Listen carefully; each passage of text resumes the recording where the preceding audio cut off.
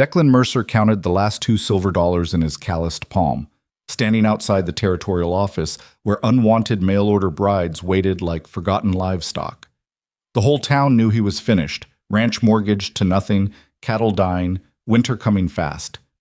They laughed when he walked through that door, laughed harder when he chose the woman every other man had rejected, the one with exhausted eyes and a worn-out dress who looked like she'd already survived hell twice over. But what those fools didn't know was that desperation makes dangerous allies, and Elena Vale hadn't crossed an ocean just to fade quietly into nothing. Follow this story to the end, hit that like button, and comment what city you're watching from so I can see how far this tale travels. The territorial marriage office smelled like wet wood and tobacco spit. Declan Mercer stood in the doorway, hat in hand, feeling every pair of eyes in Carson's Bend burning into his back through the window. 2 silver dollars sat heavy in his pocket, everything he had left in the world.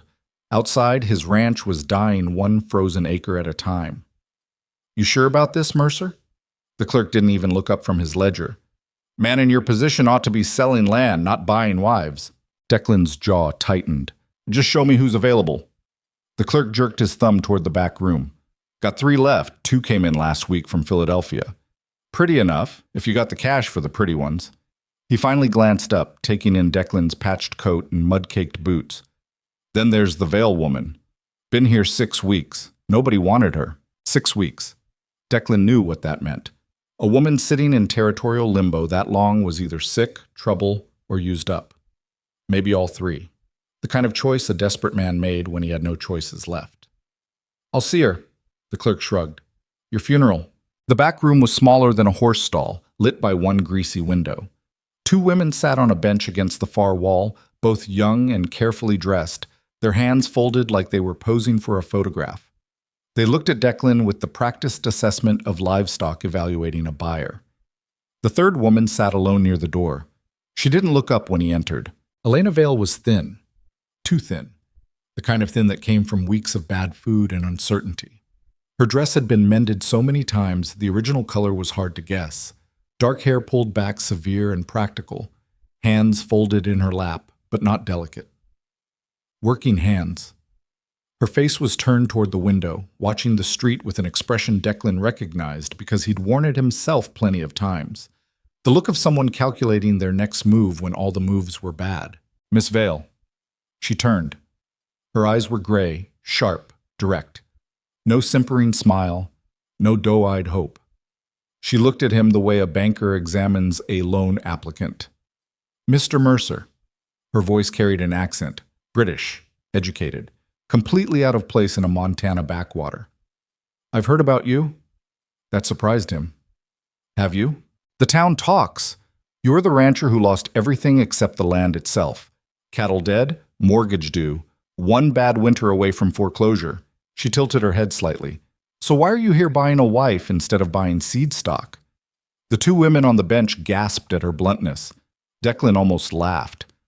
"Maybe I need help more than I need cattle." "Help?" Elena's mouth twisted, not quite a smile. "Or a cook and a laundress? You don't have to pay wages?" "I was thinking more like a partner." "A partner?" She stood slowly, studying him with those sharp gray eyes. "Men don't marry partners, Mr. Mercer. They marry servants or ornaments. Which were you expecting?" He met her stare. "I was expecting someone desperate enough to take a chance on a losing bet. Looks like I found her." For a long moment, Elena said nothing. Then something shifted in her expression, not softening exactly, but a recognition, like she'd just confirmed a suspicion. "The contract is $50, she said quietly. "I assume you don't have $50. "I have 2. One of the Philadelphia women made a small, shocked noise. Elena ignored her. $2. She stepped closer, close enough that Declan could see the shadows under her eyes, the old scar along her jawline, the threadbare collar of her dress. Close enough to see she wasn't beautiful in any conventional way, but there was something fierce in her face that made beautiful seem like the wrong word entirely. "What exactly do you think you're buying for $2, Mr. Mercer?" "Same thing you're buying, a way out." She studied him for another long moment, then turned to the clerk who'd followed Declan into the room. "Will he do it?" she asked. "The marriage contract for $2? The clerk looked uncomfortable. "Miss Vale, I don't think—" Will he do it or not? The clerk glanced at Declan, then sighed. Territorial law says a marriage contract can be executed for any agreed-upon amount. If both parties consent and the fee is paid... He trailed off, clearly hoping someone would come to their senses. Elena turned back to Declan. I can read and write, I can manage accounts, I can work 16 hours a day if I have to. Her voice was flat, factual. I can't cook worth a damn, I have no experience with cattle, and I won't be treated like property. If those terms are acceptable, Mr. Mercer, you have yourself a wife. Declan pulled the $2 silver from his pocket. They caught the weak sunlight, looking like more money than they were. Terms are acceptable. The clerk threw up his hands. This is insane. Miss Vale, you can't... I can. She didn't look away from Declan. Draw up the papers. 10 minutes later, they stood in front of a territorial magistrate who looked like he'd rather be anywhere else. The whole process took less time than shoeing a horse. Declan signed. Elena signed. The $2 silver changed hands. The magistrate declared them legally bound under territorial law and immediately left for his afternoon whiskey. Declan and Elena stood in the empty office, married strangers. I have one bag, Elena said. It's at the boarding house. I'll get it. No. She straightened her shoulders. I'll get it myself. Where's your wagon? Don't have a wagon, got a horse. For the first time, something like humor flickered across her face. Of course you do. Outside, the town was waiting. Carson's Bend wasn't big, barely 300 people on a good day, but news traveled fast and a $2 wedding was news. The street was lined with spectators pretending not to stare. Women whispered behind their hands. Men grinned like they were watching a show. Declan untied his horse from the rail. The mare was old, sway-backed, probably worth less than the $2 he'd just spent. Elena appeared a few minutes later carrying a carpet bag that looked nearly as worn as she did. Need help mounting? Declan asked. She gave him a look that could have frozen whiskey. I can manage. She managed. Barely. Her dress wasn't made for riding, and the horse wasn't pleased about carrying double, but Elena settled behind Declan without complaint, her bag clutched in one arm. As they rode down Main Street, the comments started. $2. Hell, Mercer, that's less than a good goat. Should have spent it on bullets. Save yourself the trouble. That one's been on the shelf so long she's practically dust. Elena's grip on Declan's coat tightened, but she didn't speak. Victor Crow was standing outside the land office, immaculate in an Eastern suit that cost more than most men earned in a year. He watched them pass with the expression of a man observing something mildly distasteful, but ultimately beneath his concern. Mercer, he called out, waste of $2. Should have put it toward your debt. Declan didn't answer. He kept riding. They left town in silence. The road to Declan's ranch followed Copper Creek north through a valley that had once been beautiful.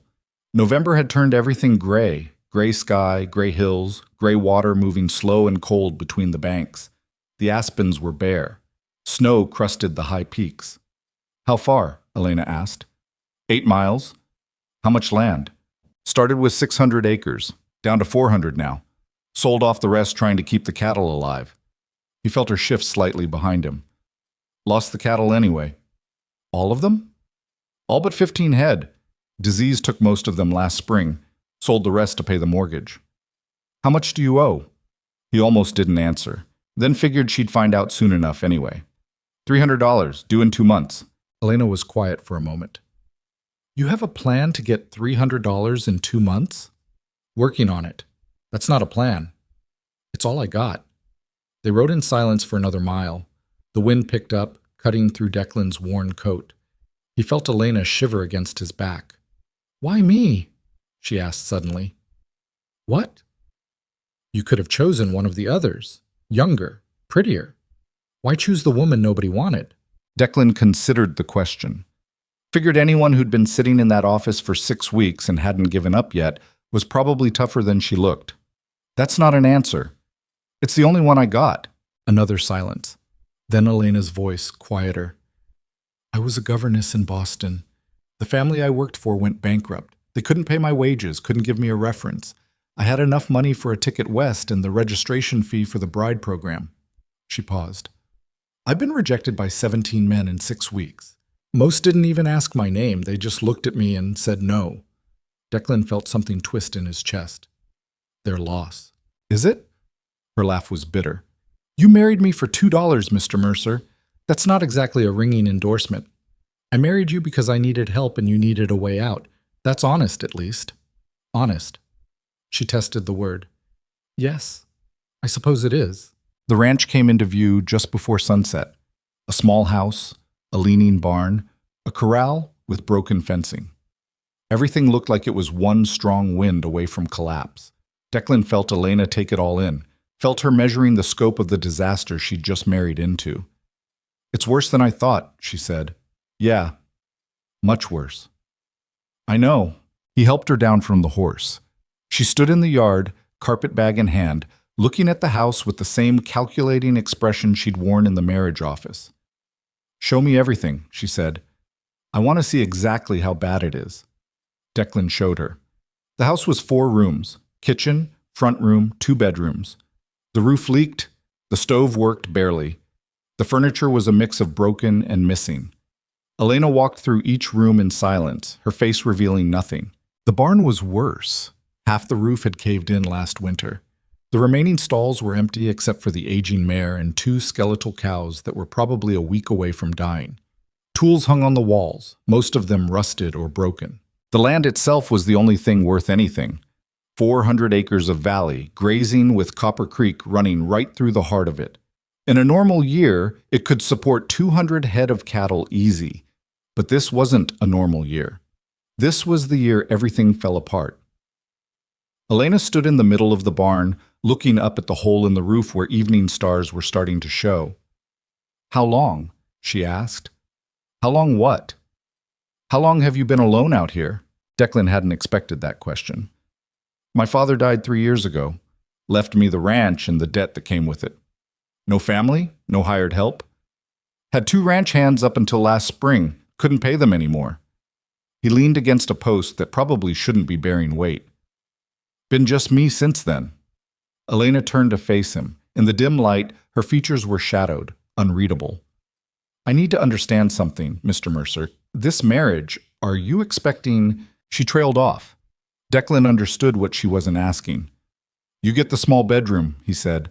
I'll take the front room. Door has a lock if you want to use it. Something in her shoulders relaxed. Thank you. I'm not a good man, Miss Vale, but I'm not that kind of bad. Elena, she said quietly.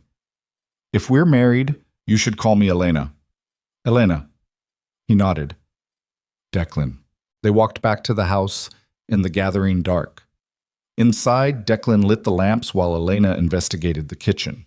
She opened cupboards, examined the pantry, took inventory with the same thorough assessment she'd given everything else.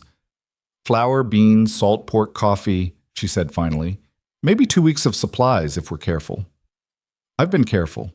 Not careful enough. She turned to face him. Declan, I need to see the books. All of them.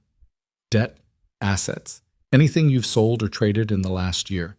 I need to know exactly where we stand. We? We. Her voice was firm. You bought a partner. That means I get to see the numbers. Declan pulled a battered ledger from a drawer and set it on the table. Elena sat down, opened it, and started reading. Her expression grew darker with each page. This is... She stopped, recalculated, stopped again. Declan, this is catastrophic. I know. No, I don't think you do. She jabbed a finger at a column of numbers. You borrowed against the land 3 times. You sold off the good grazing parcels to pay the first 2 loans, which means the land that's left is worth half what you think it is. The remaining debt is nearly twice the value of the property. I know, Declan said again, quieter. Elena flipped through more pages, her mouth a tight line. And Victor Crow holds all 3 notes. He bought them from the bank last year. Why would he do that? She looked up sharply. The bank would have given you better terms. Why would Crow buy bad debt? Declan sat down across from her. This was the part he'd been dreading. Because he wants the land, not for grazing, for the water. Copper Creek runs through my property and 3 others before it hits his range. We've been in drought for 2 years. Last summer, his cattle were dying of thirst while my creek kept running. Understanding dawned in Elena's eyes. He wants to control the water source. He wants to own it. And the only way to do that is to own my land. Declan rubbed his face, suddenly exhausted. I can't pay the debt. Even if I had cattle to sell, I couldn't raise $300 in time. Come January, Crow forecloses, takes the land, and controls the water for the whole valley. Elena stared at the ledger. And you married me anyway. Yeah. Why? Declan had asked himself the same question 100 times on the ride into town that morning. The answer still didn't make much sense, but it was the only one he had. Because I'm going to lose this place one way or another, he said. Figured I'd rather lose it fighting than starve to death alone waiting for the end. Elena's mouth twisted into something that might have been a smile if it wasn't so sad. That's the worst reason for marriage I've ever heard. Probably. She closed the ledger and stood. I'm going to bed. We'll start figuring this out tomorrow. Elena. She paused at the doorway. I'm sorry. You deserved better than this. She looked back at him, her face unreadable in the lamplight. We both did, I think, but deserving and getting are different things out here, aren't they? Then she was gone, the bedroom door closing softly behind her. Declan sat alone in the kitchen, listening to the wind test the loose boards in the walls. He'd spent $2 silver on a stranger, dragged her into a disaster, and offered her nothing but hard work and probable failure. It was possibly the stupidest thing he'd ever done. But when he thought about Elena's sharp eyes and sharper questions, the way she'd looked at his books with calculation instead of despair, he felt something he hadn't felt in months. Not hope. Exactly. Hope was too big a word for what he had, but maybe possibility. Maybe that was enough. The next morning, Declan woke to the smell of coffee and burning food. He stumbled into the kitchen to find Elena standing over the stove, glaring at a pan of what might have once been eggs, but now looked like charcoal. Smoke filled the room. I told you I couldn't cook, she said without looking up.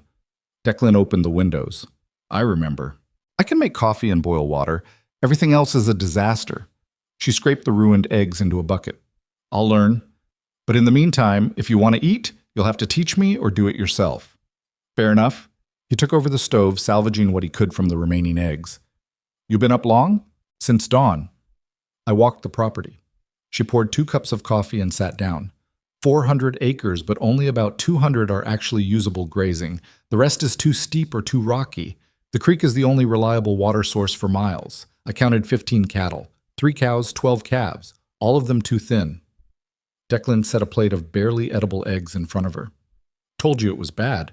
The barn needs a new roof before winter, or you'll lose the animals you have. The fencing is nearly useless, and that's before we even talk about the debt. She took a bite of eggs, made a face, kept eating. What's your plan? I told you I'm working on it. That's not good enough. Elena's voice was sharp. We have 8 weeks to come up with $300 or we lose everything. Working on it isn't a plan, it's hope, and hope won't pay a mortgage. Declan set down his fork. You got a better idea? Several, but I need more information first. She pulled out a piece of paper covered in neat handwriting. The other ranchers, the ones downstream from you. How many are there?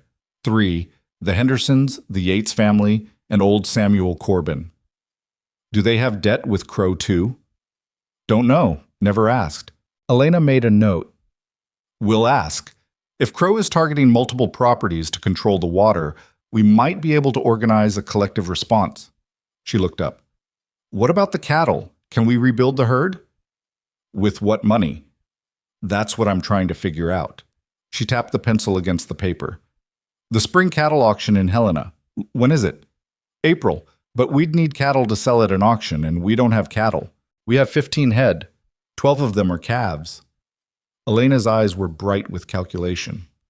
If we can keep them alive through winter, fatten them up, we could sell them in April. Declan almost laughed.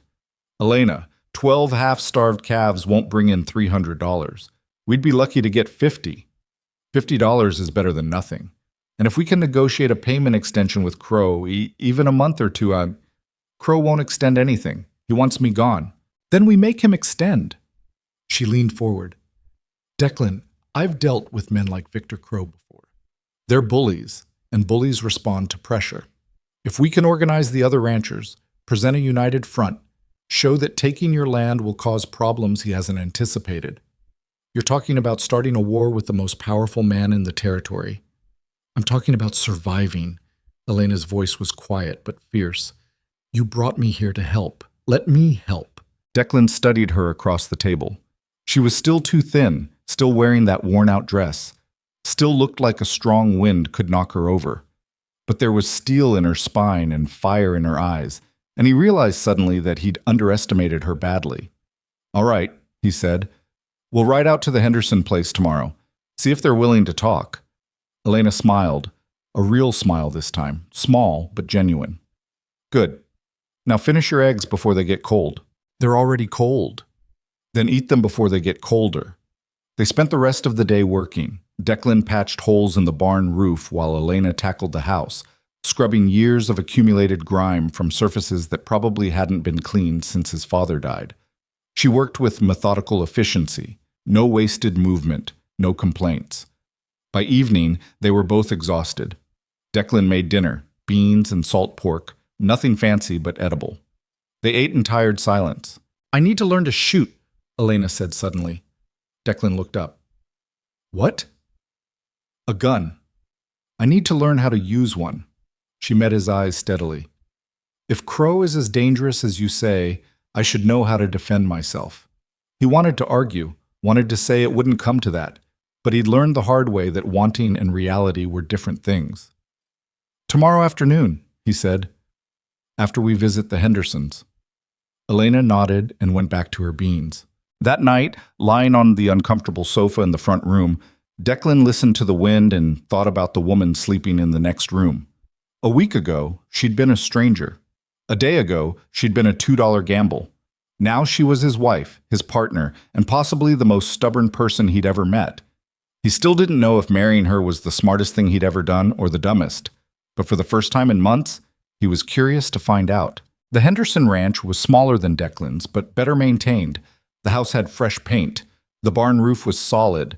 Cattle grazed in the near pasture, maybe 40 head, looking healthy and well-fed. James Henderson met them in the yard, surprise evident on his weathered face when he saw Elena. Mercer, didn't know you'd gotten married.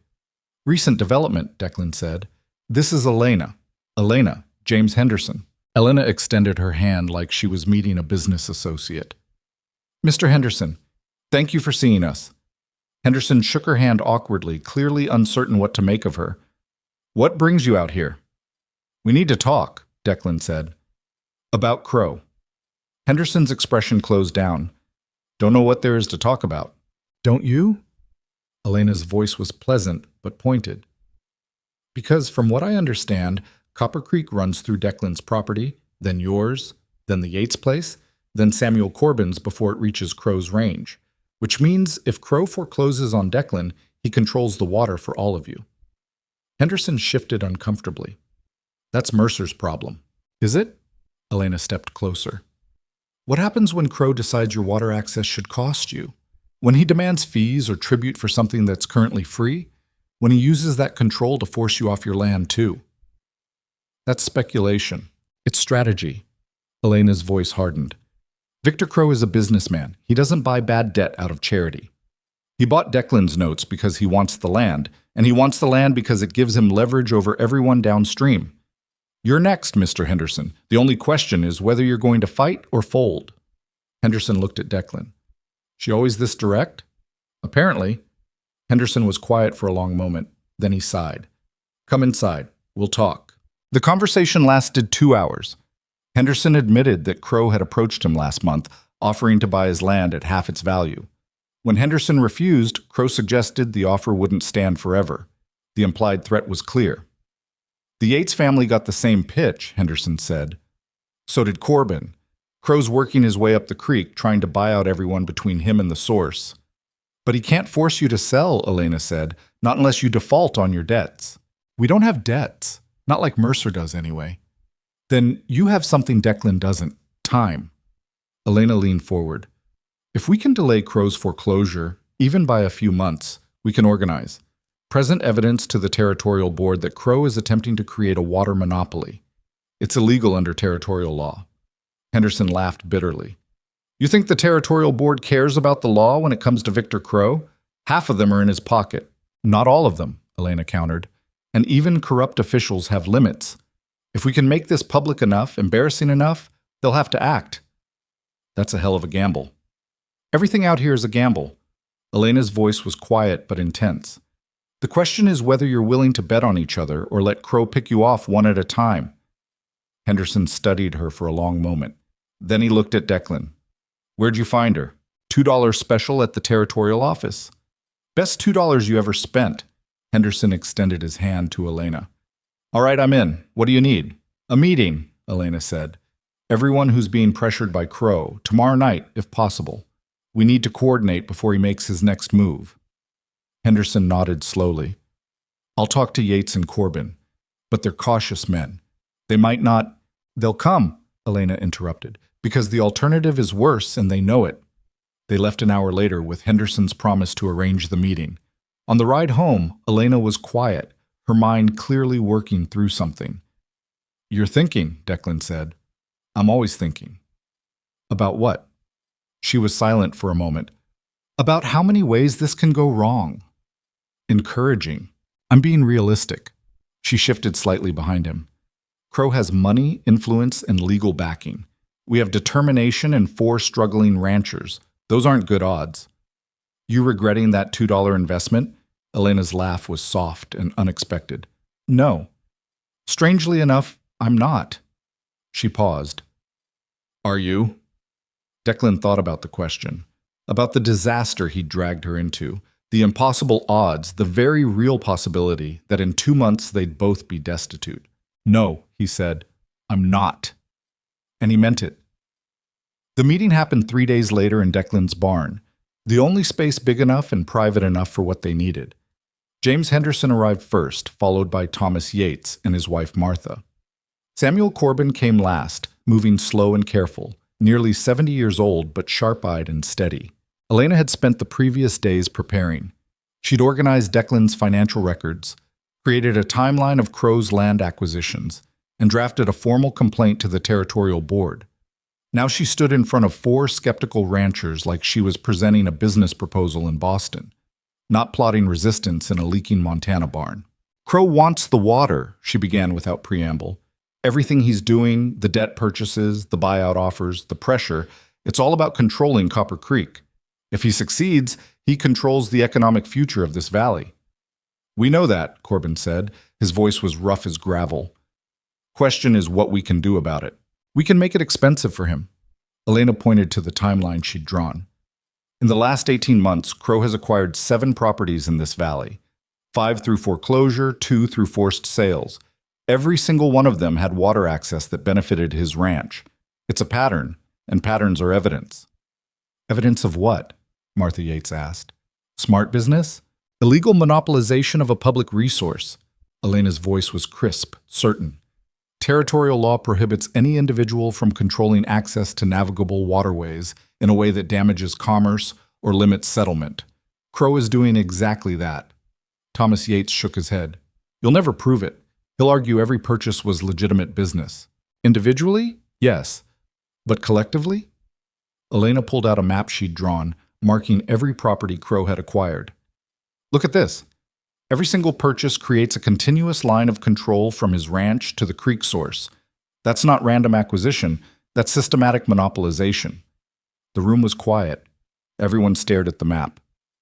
Even if you're right, Henderson said slowly, taking this to the territorial board is suicide. Crow will destroy anyone who challenges him publicly. He'll try, Elena agreed, but he's also arrogant. Men like him always are. They get so used to winning that they stop preparing for fights. She looked around the room. We can't beat him with money or influence, but we can beat him with coordination and publicity. If we file a formal complaint, demand a public hearing, make this visible enough that ignoring it becomes politically costly. He'll come after us harder, Corbin interrupted. That's what you're not saying. We file this complaint and Crow stops being subtle. He'll use every weapon he has. Yes, Elena said simply. He will, which is why we have to hit him first, hit him hard, and hit him publicly enough that retaliating makes him look like the bully he is. The silence stretched. Declan could see everyone calculating risks, weighing futures, trying to decide if survival was worth the fight. I'm in, Henderson said finally. Already told you that. Martha Yates looked at her husband. Some wordless communication passed between them. Thomas nodded. "We're in too," Martha said. "But if this goes bad—" "If it goes bad, we're all finished anyway," Elena said. "At least this way, we go down fighting." Everyone looked at Corbin. The old rancher sat silent, his weathered hands folded on the table. When he finally spoke, his voice was quiet but firm. "My father homesteaded this valley in 1852, fought Blackfeet, fought winters, fought droughts. He didn't do all that so his son could roll over for some eastern carpetbagger in a fancy suit." He looked up, meeting Elena's eyes. "You write that complaint, Mrs. Mercer. I'll sign it." Elena smiled. "Thank you." They spent the next 2 hours planning. Elena drafted the language. Declan and Henderson compiled property records. The Yates couple gathered testimony from other ranchers who'd been pressured. Corbin, it turned out, had kept meticulous records of Crow's various schemes going back years. By the time everyone left, they had a document. It wasn't perfect, but it was damning. A detailed account of Crow's systematic acquisition of water rights, backed by property records, witness statements, and legal precedent. "Tomorrow," Elena said as she sealed the final copy, "we file this with the territorial office. Then we make sure every newspaper in Montana knows about it." Declan looked at her across the table. "You know this might not work." "I know. And even if it does work, it'll take months. Crow still forecloses in January." "I know that too." "So why are we doing this?" Elena met his eyes. "Because someone has to. Because if we don't fight, Crow wins without opposition, and the next person is even easier to crush. Because... She stopped, something shifting in her expression. "Because I'm tired of men like him deciding who gets to survive and who doesn't." There was a story behind those words, Declan realized. Something that had driven Elena from Boston to a territorial marriage office. Something that put that particular fire in her eyes. But before he could ask, she stood. "I'm going to bed. We have a long day tomorrow." She was right about that. Filing the complaint was the easy part. The territorial clerk accepted the document with obvious reluctance, clearly aware he was handling something explosive. Within hours, word had spread through Carson's Bend like wildfire. By late afternoon, Declan and Elena were in the general store when Victor Crow walked in. The room went silent. Crow was dressed impeccably as always, his expensive clothes making everyone else look like poverty itself. He spotted Declan and Elena immediately, and his mouth curved into something that wasn't quite a smile. "Mercer." He walked over slowly, deliberately. "I heard you filed an interesting document today." "Public record," Declan said evenly. "You're welcome to read it." "Oh, I have." Crow's eyes shifted to Elena. "And you must be the famous $2 bride." "Elena, is it?" Elena's expression was perfectly neutral. "Mr. Crow." "I have to admire your ambition, Mrs. Mercer. Coming out here, marrying a failed rancher, and immediately starting trouble." Crow's voice was pleasant, conversational, which somehow made it more menacing. "Though I wonder if you understand exactly who you're troubling." "I understand perfectly," Elena said. "A land speculator attempting to monopolize a public water source in violation of territorial law." The temperature in the room dropped. Crow's pleasant expression never wavered. "That's a serious accusation." "It's a factual observation." "Based on what evidence?" "Based on public records, witness testimony, and your own documented pattern of acquisitions." Elena stepped closer, and Declan had to admire her courage even as he worried she was pushing too hard. "Would you like me to cite the specific territorial statutes you've violated, or would you prefer to read them in the formal hearing?" For just a moment, something dark flickered behind Crow's eyes. Then the pleasant mask returned. "There won't be a hearing, Mrs. Mercer. Your complaint will be dismissed, your husband's property will be foreclosed, and you'll both be out of this valley by spring." He turned to Declan. "You made a mistake, Mercer. You could have sold to me quietly, taken the loss, moved on. Now you'll lose everything and have nothing to show for it but a wife you can't feed." "We'll see," Declan said. Crow smiled. "Yes, we will." He walked out, leaving absolute silence behind him. The storekeeper approached nervously. "Declan, you sure you know what you're doing? Crow's not a man to cross." "Too late now," Declan said. They finished their shopping and left. Outside, Elena was quiet, her face thoughtful. "You're worried," Declan said. I'm calculating. She looked at him. Crow wasn't surprised by the complaint. He was too prepared, too controlled, which means he already has a plan to counter it. Of course he does. We need to move faster than he expects. Elena's mind was clearly racing. The newspapers, we need to get this story to them before Crow can kill it. And we need the other ranchers to go public. Create enough noise that suppressing it becomes impossible. Elena, I know it's risky, but if we wait, if we let Crow dictate the pace… Elena, Declan caught her arm gently. Breathe. She stopped, surprised. For a moment, the fierce strategist disappeared, and Declan saw what she'd been hiding underneath. Fear. Not of Crow exactly, but of failing, of having come this far, fought this hard, and still losing everything. We'll fight, he said quietly. However we need to.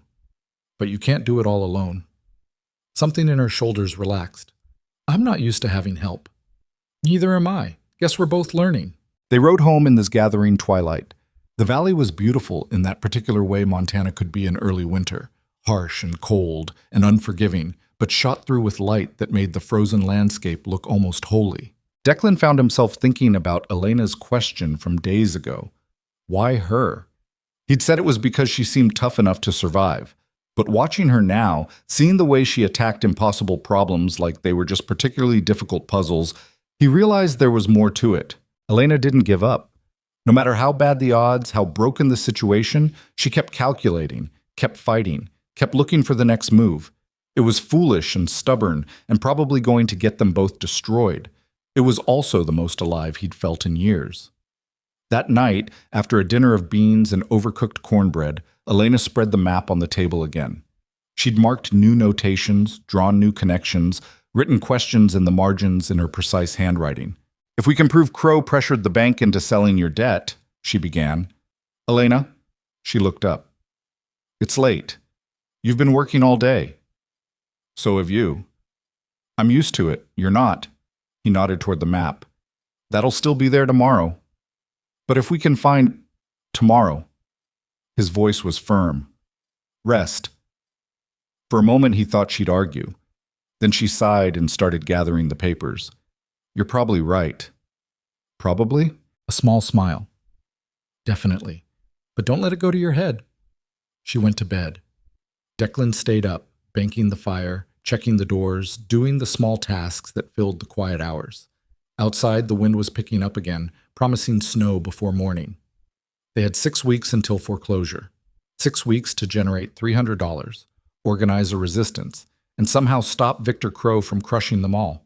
The smart money said they'd fail. But Declan had spent $2 silver on a woman nobody wanted, and somehow that $2 gamble had turned into this. A fierce, brilliant partner who fought like losing wasn't an option. Maybe the smart money was wrong. Maybe desperation and stubbornness were enough. Maybe $2 could buy a miracle after all. He just hoped they'd live long enough to find out. The snow came that night, heavy and early. By morning, the valley was buried under 8 inches of white that turned the world silent and treacherous. Declan woke to find Elena already dressed, standing at the kitchen window with a cup of coffee, watching the storm. The cattle, she said without turning around. I know. He pulled on his coat. Stay inside. I'll check on them. I'm coming with you. Elena, I'm coming. She set down her cup and grabbed the coat he'd found for her in his father's old trunk. It was too big, the sleeves hanging past her hands, but it was warm. If we're partners, I need to know how to do this. The barn was freezing, the 2 skeletal cows huddled in their stall, steam rising from their bodies. The 15 head of cattle they'd managed to gather were pressed together for warmth in the larger pen, their breath fogging the air. Declan counted them twice, relief settling when he confirmed none had died overnight. They're too thin, Elena said, echoing what they both knew. They won't survive a hard winter like this. Not without more feed. Declan checked the hay supply, doing math he'd already done 100 times. We've got maybe 3 weeks of decent fodder left. After that, it's scraps and hope. Elena was quiet for a moment, studying the cattle with that calculating expression he was learning to recognize. How much would quality hay cost? More than we have. That's not an answer. $40 for enough to get through winter. He saw her face change. I know, Might as well be 400. Could we cut wild grass? Dry it ourselves? Ground's frozen, and even if it wasn't, wild grass this time of year has no nutrition.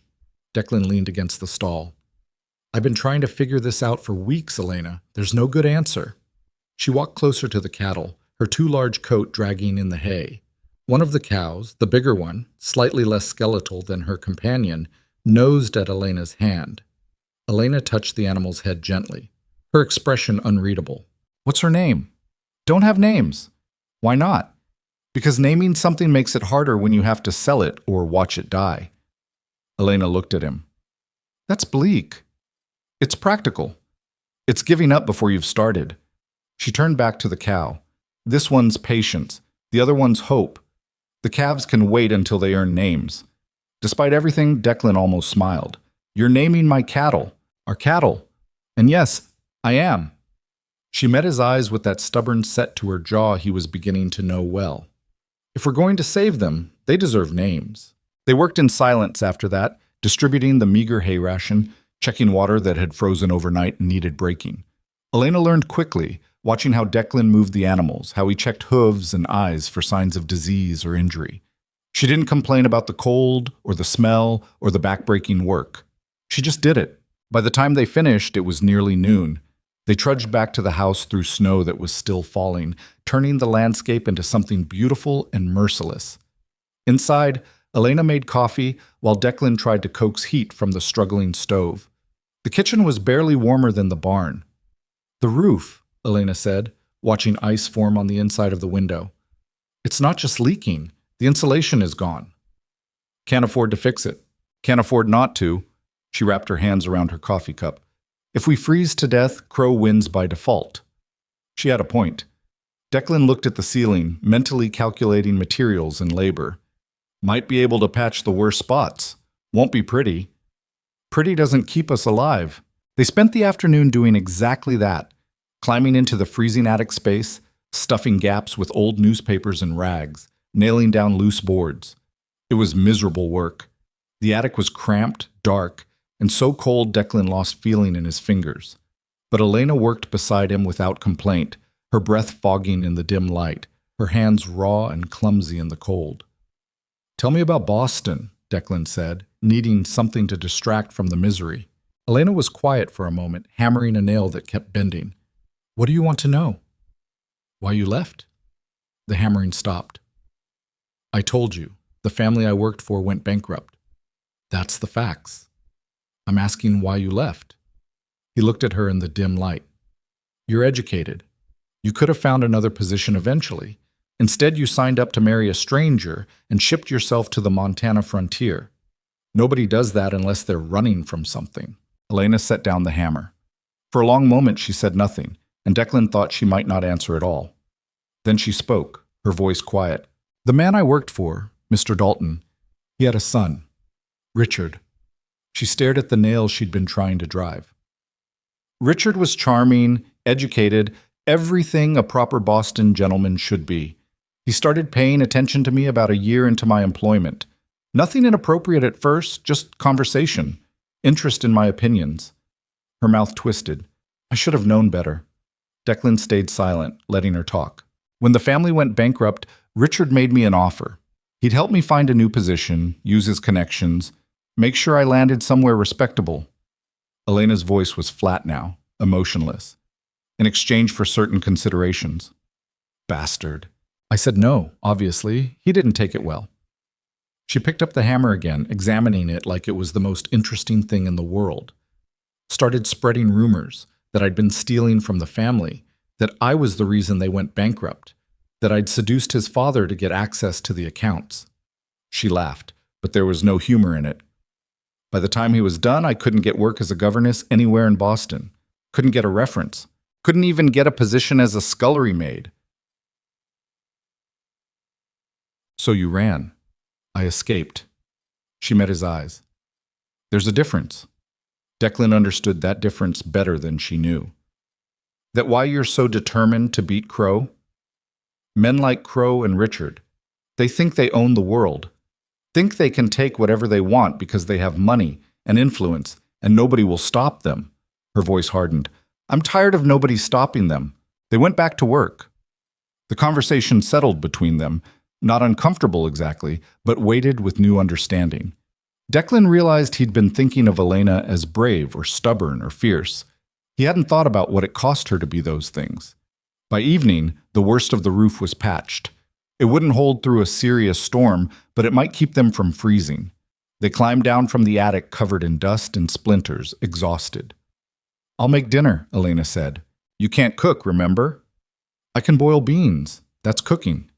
That's survival." She almost smiled. "Same thing out here, isn't it?" 3 days later, the newspaper arrived.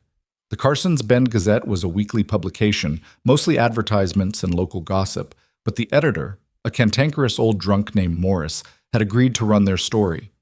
Elena had written it herself, framing the complaint against Crow in language that was careful, factual, and absolutely damning. "Water monopoly alleged in Valley dispute," read the headline. Below it, a detailed account of Crow's land acquisitions, the formal complaint filed by 4 ranchers, and Elena's carefully worded accusations about illegal resource control. Declan read it twice. "This is going to make him furious." "That's the idea." Elena was reading over his shoulder. "Fury makes people careless. Or vengeful. Same thing sometimes." She was wrong about that, but Declan didn't argue. They'd lit the fuse. Now they'd see what exploded. The response came faster than expected. 2 days after the newspaper ran, Thomas Yates showed up at their door, his face grim. "Crow made me an offer," he said without preamble. $500 for my property. Take it or leave it by next week." Elena and Declan exchanged glances. "That's below market value," Elena said. "Way below. But it's $500. Yates looked torn. "Martha and I talked about it all night. We could take that money, buy a place further north, start over." "Or you could stay and fight," Elena said. With all of us together, we might win." "Might?" Yates shook his head. "But we might also lose everything. At least this way we'd have something." Declan understood the calculation because he'd made it himself 100 times. The safe choice versus the desperate gamble. Survival versus principle. "It's your decision," he said quietly. "Nobody here will judge you for taking it." Yates looked relieved and guilty at the same time. "I haven't decided yet, just wanted you to know." He hesitated. Henderson got the same offer. And Corbin. After he left, Elena stood at the window, her arms crossed. "He's going to divide us. Offer each person just enough to make staying seem stupid. It's a smart strategy. It's a coward strategy." She turned. "We need to make staying the smart choice. Give them a reason to believe we can actually win." "How?" "I don't know yet." Her frustration was evident. "But there has to be something. Some leverage we're missing." That night, Declan taught Elena to shoot. They set up targets behind the barn. Old bottles and cans balanced on fence posts. The rifle was his father's, well-maintained but old. Elena held it awkwardly at first, her stance all wrong. "Like this," Declan said, stepping behind her to adjust her grip. He was acutely aware of how close they were standing, could smell the soap she used, feel her heartbeat where his hand touched her shoulder. "Stock tight to your shoulder, look down the barrel, not at the target. Breathe out slow, then squeeze." Elena fired. The shot went wide, kicking up snow 10 feet from the nearest bottle. "Terrible," she said. "First shot always is. Try again." She did. And again. And again. By the 20th shot, she'd managed to clip one of the bottles, sending it spinning off the post. She lowered the rifle, surprised. "I hit it." "You did." "I actually hit it." She looked at the gun like it had personally betrayed her expectations. "I thought this would be harder." "It is harder. You just got lucky." He took the rifle, demonstrated proper aim, shattered 3 bottles in quick succession. "That's skill. Show off. Practical demonstration." He handed the gun back. "Again." They practiced until dark, until Elena's shoulder was bruised from the recoil and her hands were shaking from cold. She hit maybe 1 target in 5 by the end, which wasn't good, but was better than nothing. Walking back to the house, Elena was quiet. "Do you think it'll come to that? Actually shooting at people?" Declan wished he could say no. "I think we should be ready in case it does." Inside, they ate beans and cornbread in silence. The small progress Elena had made with cooking was evident. The cornbread was only slightly burned this time. Declan ate it without comment. "The money," Elena said suddenly. "The $300. Have you thought about what happens if we actually manage to raise it?" "We pay the debt. And then what? Crow will just try again. Find another way to force you out." She pushed her plate away. "We need a permanent solution, not a temporary fix." "I'm open to suggestions." Elena was quiet, thinking. What if we bought out his notes ourselves? With what money? With the money we raise. Instead of paying Crow directly, we approach the territorial bank, offer to buy back the debt at a negotiated rate. Take Crow out of the equation entirely. Declan considered it. The bank might not sell. They already sold once. To Crow. But if we can prove Crow's monopolization scheme, that the debt was part of an illegal pattern, the bank might be forced to sell, or the territorial board might invalidate the sale entirely. Elena's eyes were bright with possibility. It's a long shot, but it's better than just paying Crow and waiting for him to strike again. It was a good idea, maybe even a great one, but it required them to actually win their case against Crow, which was far from guaranteed. "We'd need evidence," Declan said. "Real evidence, not just suspicions." "Then we find evidence." Elena stood, already moving toward the table where she kept her growing collection of maps and documents. "Crow's been operating in this valley for years. He's not perfect. He's made mistakes. We just need to find them." They stayed up late that night, going through everything they had. Property records, witness statements, newspaper clippings Elena had collected from Morris at the Gazette. Somewhere in the mess of paper was a pattern they could use. It was Elena who found it. "Look at this." She pulled out 3 different property deeds. Crow bought these parcels in 1871, right after the drought started. All of them from different owners, all of them within 2 months of each other. So how did 3 different ranchers all default at exactly the same time? She spread the deeds out. It's statistically unlikely unless something caused it. Something coordinated. Declan leaned closer. "You think Crow caused the defaults?" "I think he might have helped them along." Elena grabbed her notes. "What if we could prove he deliberately sabotaged these ranchers, contaminated water sources, destroyed crops, anything that would force them into debt he could then purchase? That's a serious accusation. It's a logical conclusion based on the pattern." She looked at him. "Would he do it? Is Crow capable of that?" Declan thought about Victor Crow, about the man's calculated cruelty, his casual threats, the way he'd smiled when he promised to destroy them. "Yeah," he said quietly. "He's capable." "Then we find proof. Talk to the people who lost their land, get testimony. Build a case that's too strong to ignore." It was past midnight when they finally stopped working. Declan's eyes burned from reading by lamplight. Elena looked exhausted, shadows deep under her eyes, but there was also something fierce and alive in her expression. "Get some sleep," Declan said.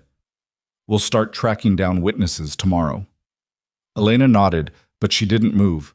She stood there looking at him with an expression he couldn't quite read. "What?" he asked. "Nothing, just—" She hesitated. "Thank you." "For what?" "For listening. For not telling me I'm crazy, or that this is impossible."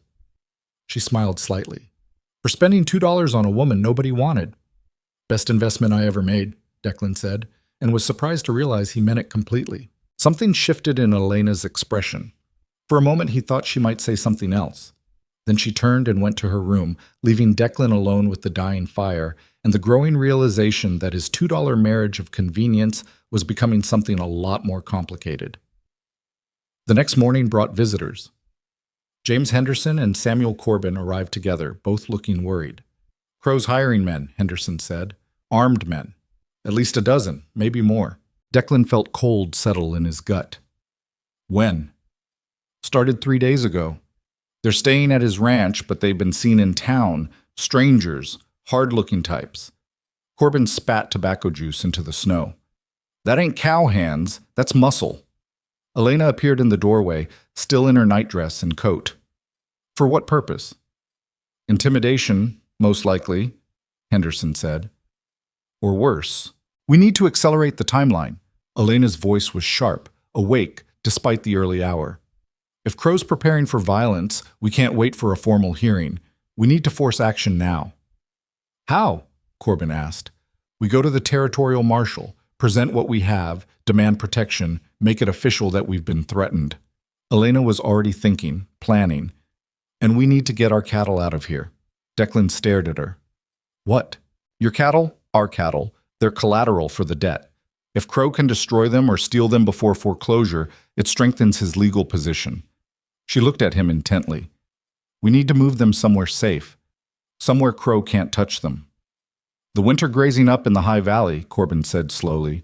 It's territorial land, open range. Crow can't claim it. It's also 20 miles through mountain passes that are probably half buried in snow, Declan said. We'd lose half the herd trying. Better than losing all of them for certain. Elena's logic was ruthless. And if we can get them through, we can hold them there until spring, bring them back strong and healthy, ready to sell. Henderson shook his head. That's a hell of a gamble. Cattle drive in winter through the mountains? People die doing that. People die doing nothing too, Elena shot back. Just slower. They argued for an hour. Henderson was against it. Corbin was uncertain. Declan was torn between the practical impossibility and Elena's fierce insistence. Finally, Corbin settled it. I'll go with you, he said. The High Valley's got decent shelter if you know where to look. And I know where to look. He looked at Declan. But we'd need to leave soon. Another big storm hits, the passes close for the season. Declan looked at Elena. She met his eyes steadily, no doubt in her expression. We're doing this, she said. It wasn't a question. We're doing this, he agreed.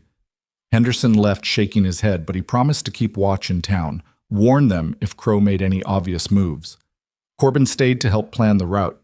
Elena dove into logistics with frightening efficiency. Supplies needed, timeline, contingencies for bad weather or injured animals.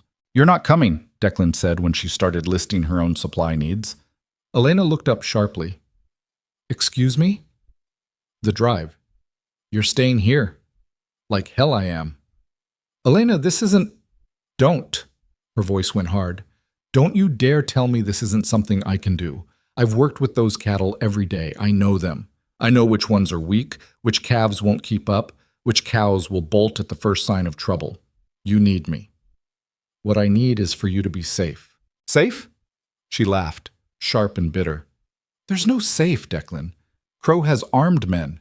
If they come here while you're gone, what exactly do you think happens to me? She had a point, damn her. Declan looked at Corbin for help. She's right, the old rancher said, about the cattle and the safety both. Better we stick together. Declan wanted to argue more. Wanted to lock Elena in the house and tell her to stay put, like that would somehow protect her. But he could see the set of her jaw, the fire in her eyes, and he knew it would be pointless.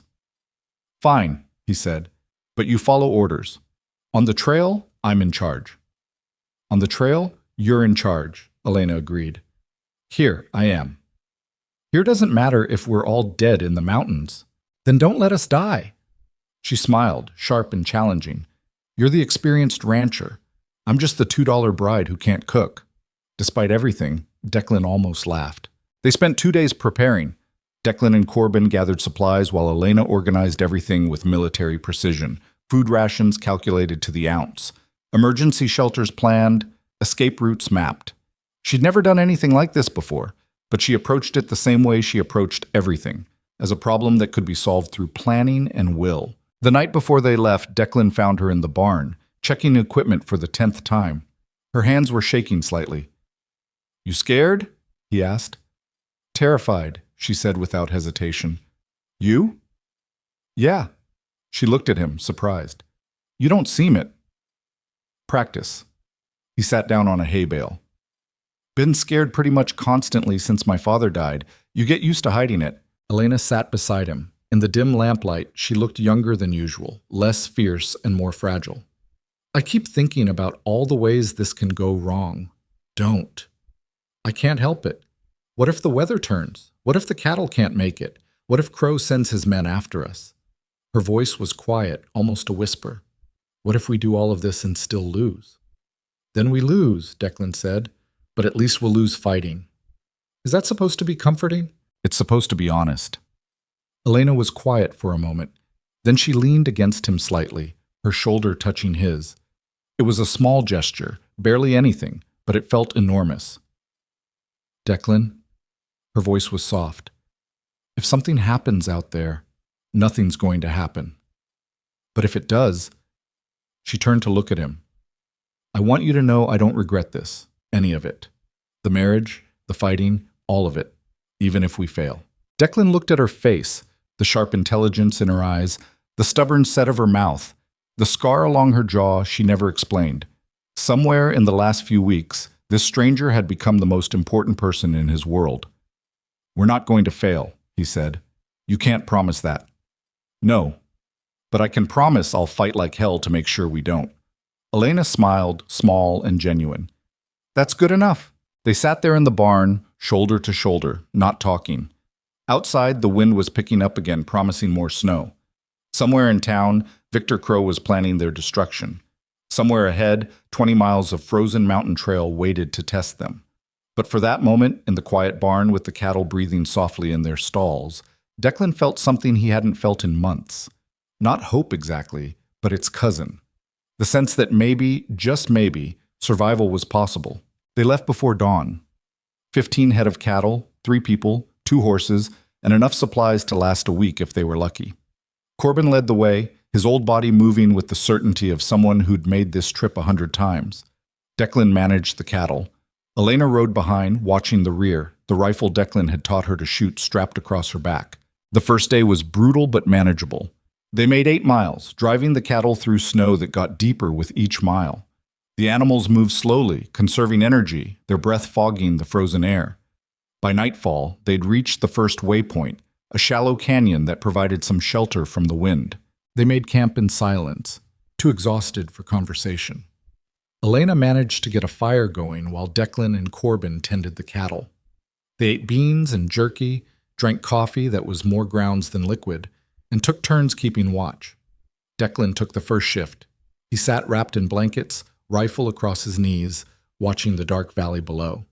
Somewhere down there, Crow's men were probably sleeping warm and comfortable. Up here, the temperature was dropping toward lethal. Elena appeared beside him, wrapped in her too large coat. Can't sleep? Declan asked. Can't stop thinking. She sat down next to him. What if we're wrong? What if there's a better way we're not seeing? There isn't. You can't know that. I know that waiting does nothing. I know that running solves nothing. This? He gestured at the frozen landscape, the sleeping cattle, the impossible miles ahead. This is the only thing left that might work. Elena was quiet. Then, Patience died. It took Declan a moment to place the name. The cow. The one Elena had insisted on naming. When? An hour ago. Just laid down and didn't get up. Her voice was flat, emotionless. You were right. Naming them makes it harder. I'm sorry. Don't be. She was dying anyway. At least this way she got a name first. Elena pulled her coat tighter. 1 cow down, 14 to go. We'll get them through. You keep saying that. Because it's true. She looked at him. How do you do it? Stay certain when everything is uncertain. I don't stay certain. I just pretend better than you do. That surprised a laugh out of her, small and tired but real. Well, you're very convincing. They sat in silence, watching the stars. Somewhere in the distance, a wolf howled. The sound was lonely and vast, echoing off the mountain walls. Declan? Elena's voice was quiet. When this is over, if we survive, what happens to us? What do you mean? The marriage. It was a business arrangement, survival. But if we don't need to survive anymore? She trailed off. Declan understood what she wasn't asking, what they became if they weren't bound by desperation. I guess we figure that out when we get there, he said. That's not an answer. It's the only one I have right now. Elena nodded slowly. She stood, brushing snow from her coat. Wake me for the next watch. She left. Declan sat alone, thinking about her question, about what they were and what they might become, about the fact that somewhere in the last few weeks, his $2 bride had stopped being a transaction and started being Elena. The second day was worse. The trail climbed steadily, winding through passes that were barely visible under the snow. They lost another calf, too weak to keep up. Corbin put it down mercifully, and they left it for the wolves. By the third day, even Elena's optimism was cracking. The cold was constant, brutal, seeping into bones and staying there. 2 more calves died. The remaining cattle were moving like ghosts, barely alive, driven forward only by relentless pushing. "We're not going to make it," Elena said that night. Her lips were blue, her hands shaking even wrapped around hot coffee. "Yes, we are," Declan said. "Look at them." She gestured at the cattle, huddled together for warmth. "They're dying. We're killing them trying to save them." "They'd die faster down below. You don't know that. I know Crow. This is still better odds." Elena laughed, bitter and exhausted. "Better odds. We're freezing to death in the mountains with dying cattle and armed men probably waiting to kill us when we get back. And you're talking about odds. What else is there?" She didn't answer. The 4th day, the weather turned. Wind screamed through the passes, driving snow so thick they could barely see 10 feet ahead. The cattle stopped moving entirely, too exhausted and cold to go on.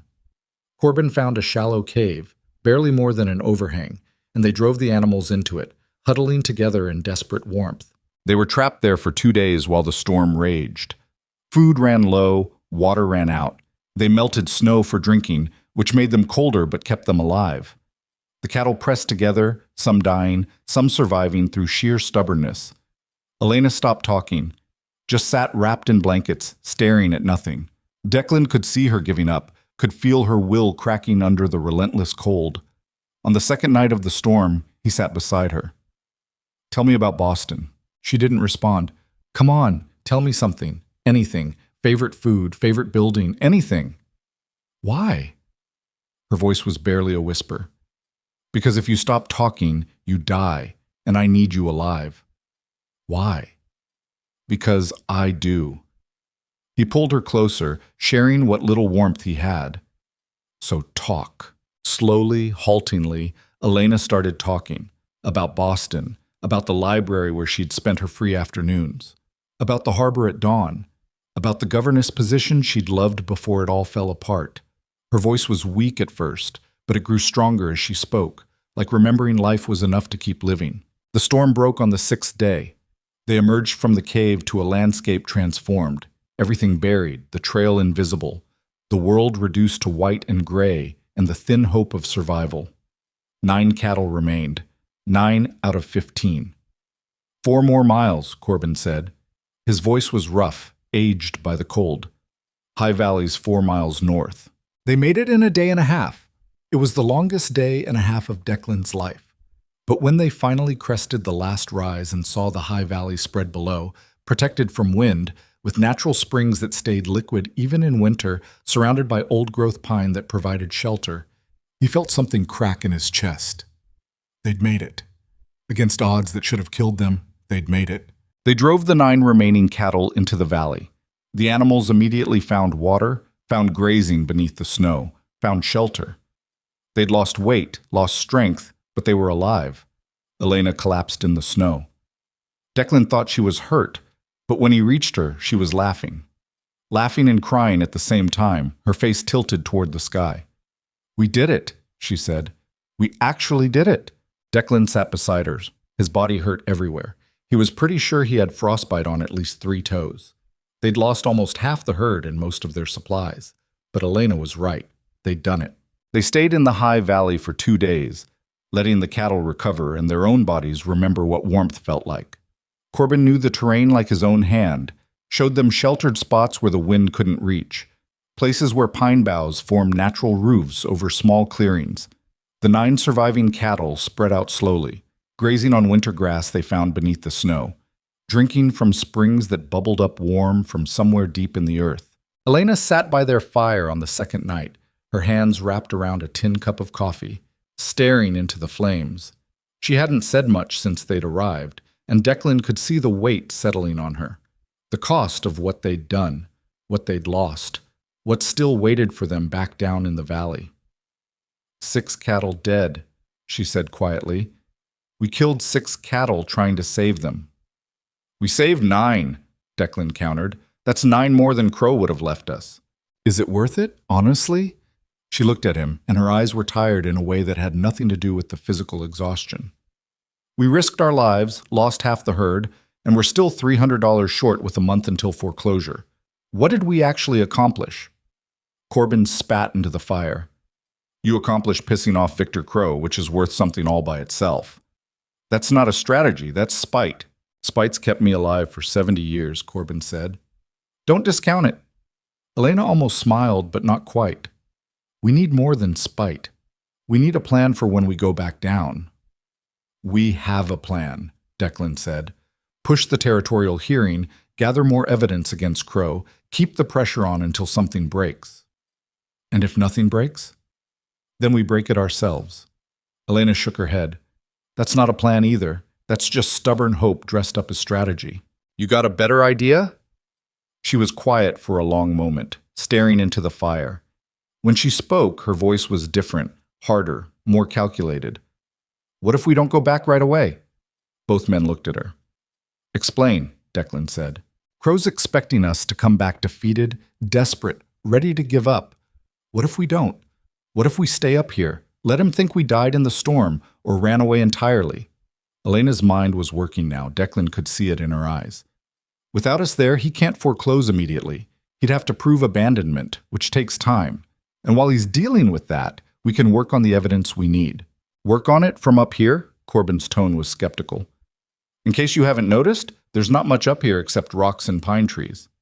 There's peace and distance and time to think without Crow's men breathing down our necks. Elena turned to Declan. The other ranchers, Henderson, the Yates family, they're still down there. They can gather information, talk to people, build the case. We can coordinate from up here, stay safe, and hit Crow when he's not expecting it. It was a terrible idea for about 6 different reasons, not least of which was that winter in the High Valley would be brutal even with proper shelter. But Declan could also see the logic in it. Crow's hired guns couldn't intimidate people who weren't there to be intimidated. We don't have supplies for an extended stay, he said. We could get them. Make a run to one of the northern settlements, stock up, come back. 2 weeks, maybe 3. Elena leaned forward. Declan, if we go back now, we're walking right into whatever trap Crow's prepared. At least this way we control the timing. Or we freeze to death in the mountains and Crow gets everything by default. We won't freeze. Elena's voice was firm. We've survived this long. We can survive longer. Corbin was watching them both with an expression that might have been amusement. You two argue like an old married couple. We are married, Elena said. You know what I mean. Declan ignored him, focused on Elena. You're serious about this. Completely. It's insane. Most of what we've done is insane. This is just more of the same. She had a point. Hell, she had several points. Declan looked at Corbin. You know these mountains. Could we survive up here through winter? The old rancher considered. Could you? Maybe. It'd be hard as hell, uncomfortable as sin, and you'd probably regret it every single day. He grinned, showing tobacco-stained teeth. But yeah, you could do it. That's not exactly a ringing endorsement, Elena said. You want endorsements? Go to church. You want honesty? You got it. Corbin stood, joints cracking. I'll head back down tomorrow. Talk to Henderson and the others. Let them know you're alive. Coordinate this fool plan of yours. You're not staying? Declan asked. I'm 70 years old and I already spent a week freezing my ass off in the mountains. I've done my part. He looked at Elena. But I'll help from down below. Gather your evidence, keep your allies together. Just don't take too long up here. Winter's only going to get worse. That night, after Corbin had gone to sleep, Declan and Elena sat by the fire in silence. The High Valley was beautiful in a harsh way, mountains rising on all sides, stars so bright they looked close enough to touch, the kind of quiet that only existed far from civilization. You don't have to stay, Elena said suddenly. If you think this is too risky, we can go back with Corbin. And do what? Wait for Crow to make his move? Declan shook his head. No, you're right. We need time and distance to figure this out. Might as well be up here. It's going to be miserable. Everything's been miserable. This is just a different flavor of it. Elena laughed quietly. When did you become an optimist? When I spent $2 on a wife who turned out to be the stubbornest person in Montana. He looked at her across the fire. We've survived everything else. We'll survive this too. You keep saying that. Because it keeps being true. She met his eyes, and something passed between them. Not quite understanding, not quite agreement, but something closer to partnership than anything they'd had before. Two people who'd started as desperate strangers and somehow become something more, bound together by circumstances and choices, and the simple fact that neither of them knew how to quit. Corbin left at dawn. They sent him with a list of supplies they'd need and messages for Henderson and the others. The old rancher rode out slowly, his back straight despite his age, and disappeared into the pine forest like a ghost. Elena and Declan stood watching until he was gone, then turned to face the valley and the work ahead. First things first, Elena said, already slipping into planning mode. We need proper shelter. That overhang won't cut it for more than a few days. They spent the next week building. There was a small canyon on the eastern side of the valley where the rock face created a natural windbreak. Using fallen pine logs, branches, and anything else they could scavenge, they constructed something that was part lean-to, part cave dwelling.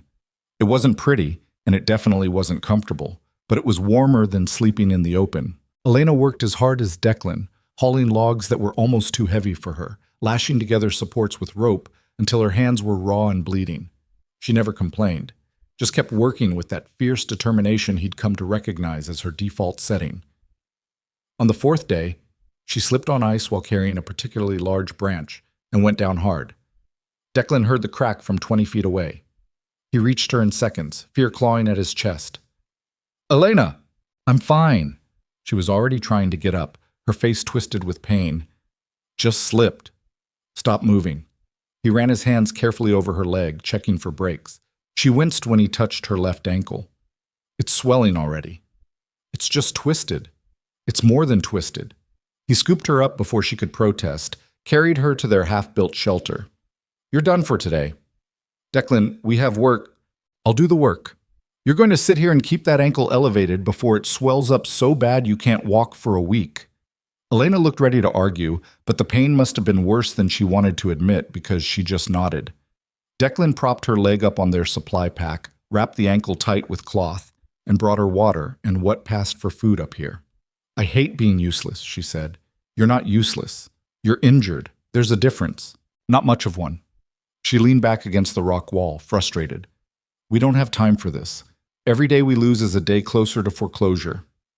And every day you don't let that ankle heal is another day it'll slow you down later. Declan sat beside her. Rest. I've got this. She did, reluctantly.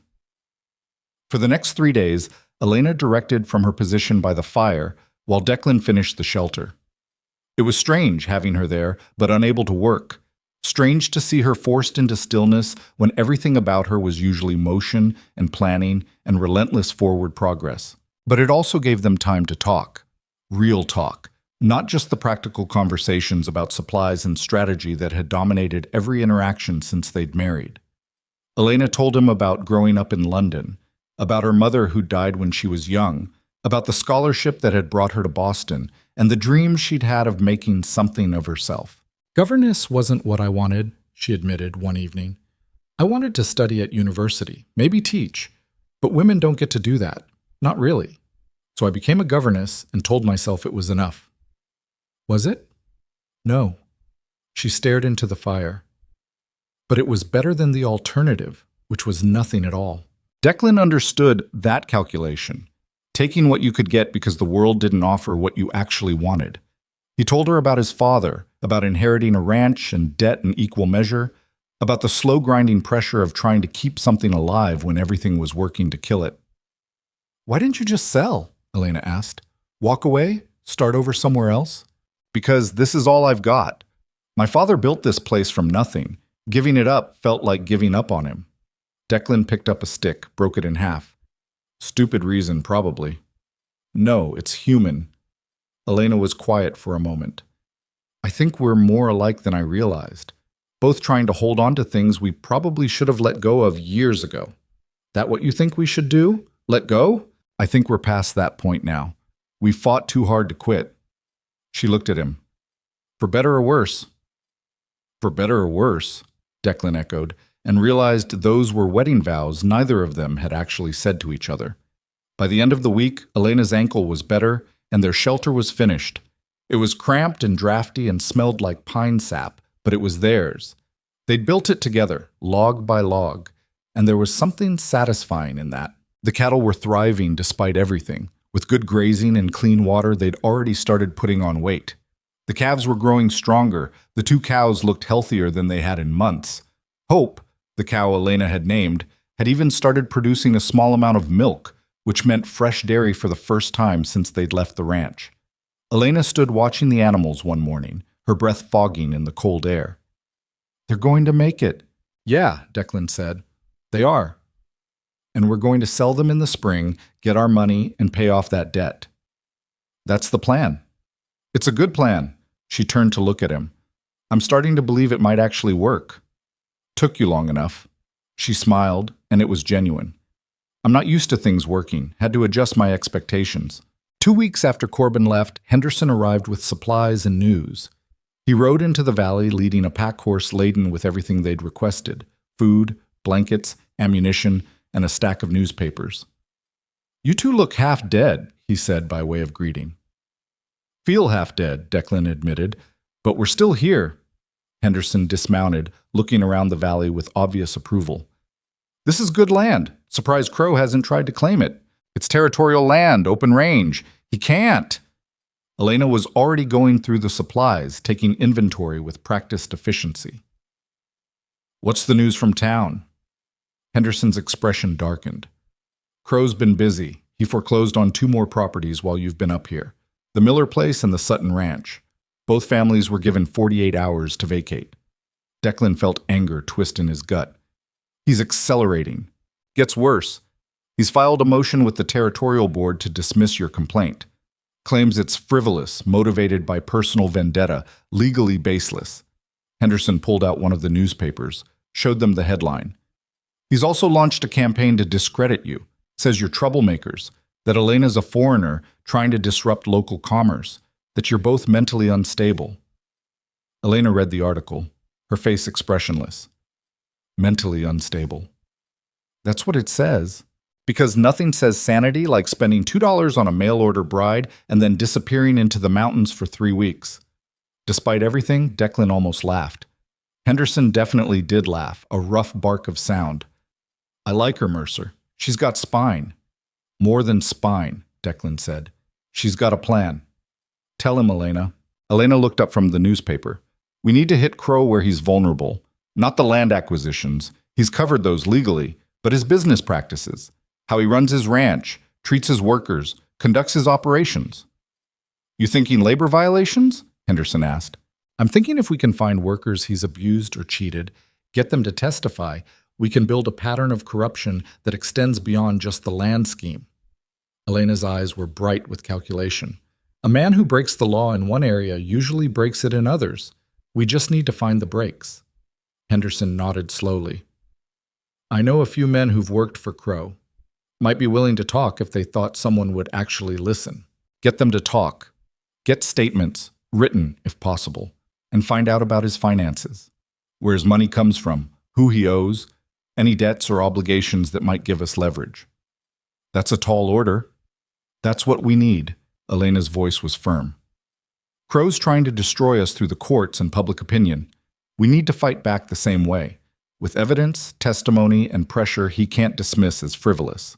Henderson stayed for 2 days, helping them organize their strategy and coordinate with the other ranchers. The Yates family was still committed to fighting. Corbin was working his contacts in the territorial government.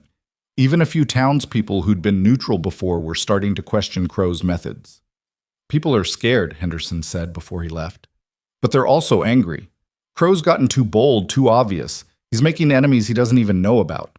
"Good," Elena said. "We need those enemies to become allies." After Henderson left, the work intensified. Elena spent hours every day writing, letters to the Territorial Board, to newspapers in Helena and Butte, to anyone who might listen. She drafted witness questions, organized evidence, built their case piece by piece with the same methodical determination she'd shown building the shelter. Declan managed the cattle and the physical work of surviving in the High Valley. He hunted when he could, bringing down deer and rabbits that supplemented their dwindling supplies. He kept the fire going, repaired damage from storms, and watched the approaches to make sure Crow's men didn't find them. They fell into a rhythm, working separately but toward the same goal.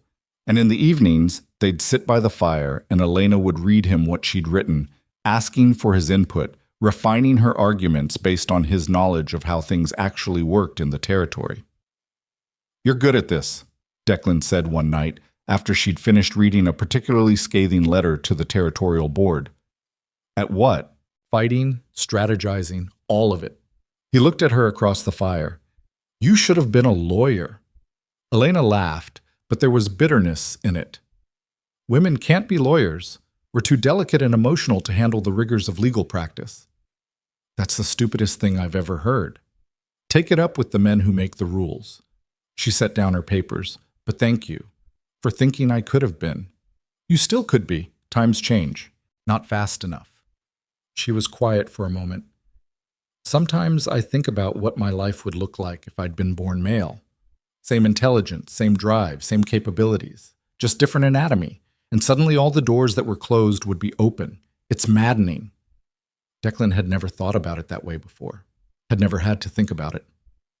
"I'm sorry." "Don't be sorry. Be better." She looked at him. "That's all any of us can do. Be better than the world expects us to be." The fourth week brought a massive storm that trapped them in the shelter for 3 days. Wind howled through the valley like something alive and angry. Snow piled up so high they had to dig themselves out twice a day just to keep the entrance clear. The temperature dropped so low that water froze solid within minutes of being poured. They huddled together for warmth, wrapped in every blanket they had, feeding the fire constantly. The cattle had found shelter in a grove of thick pines and seemed to be weathering it better than the humans. On the second night, Elena started shivering and couldn't stop. Declan pulled her closer, sharing body heat, feeling how cold she was even through the layers. "Talk to me," he said, using the same strategy that had worked during the last storm.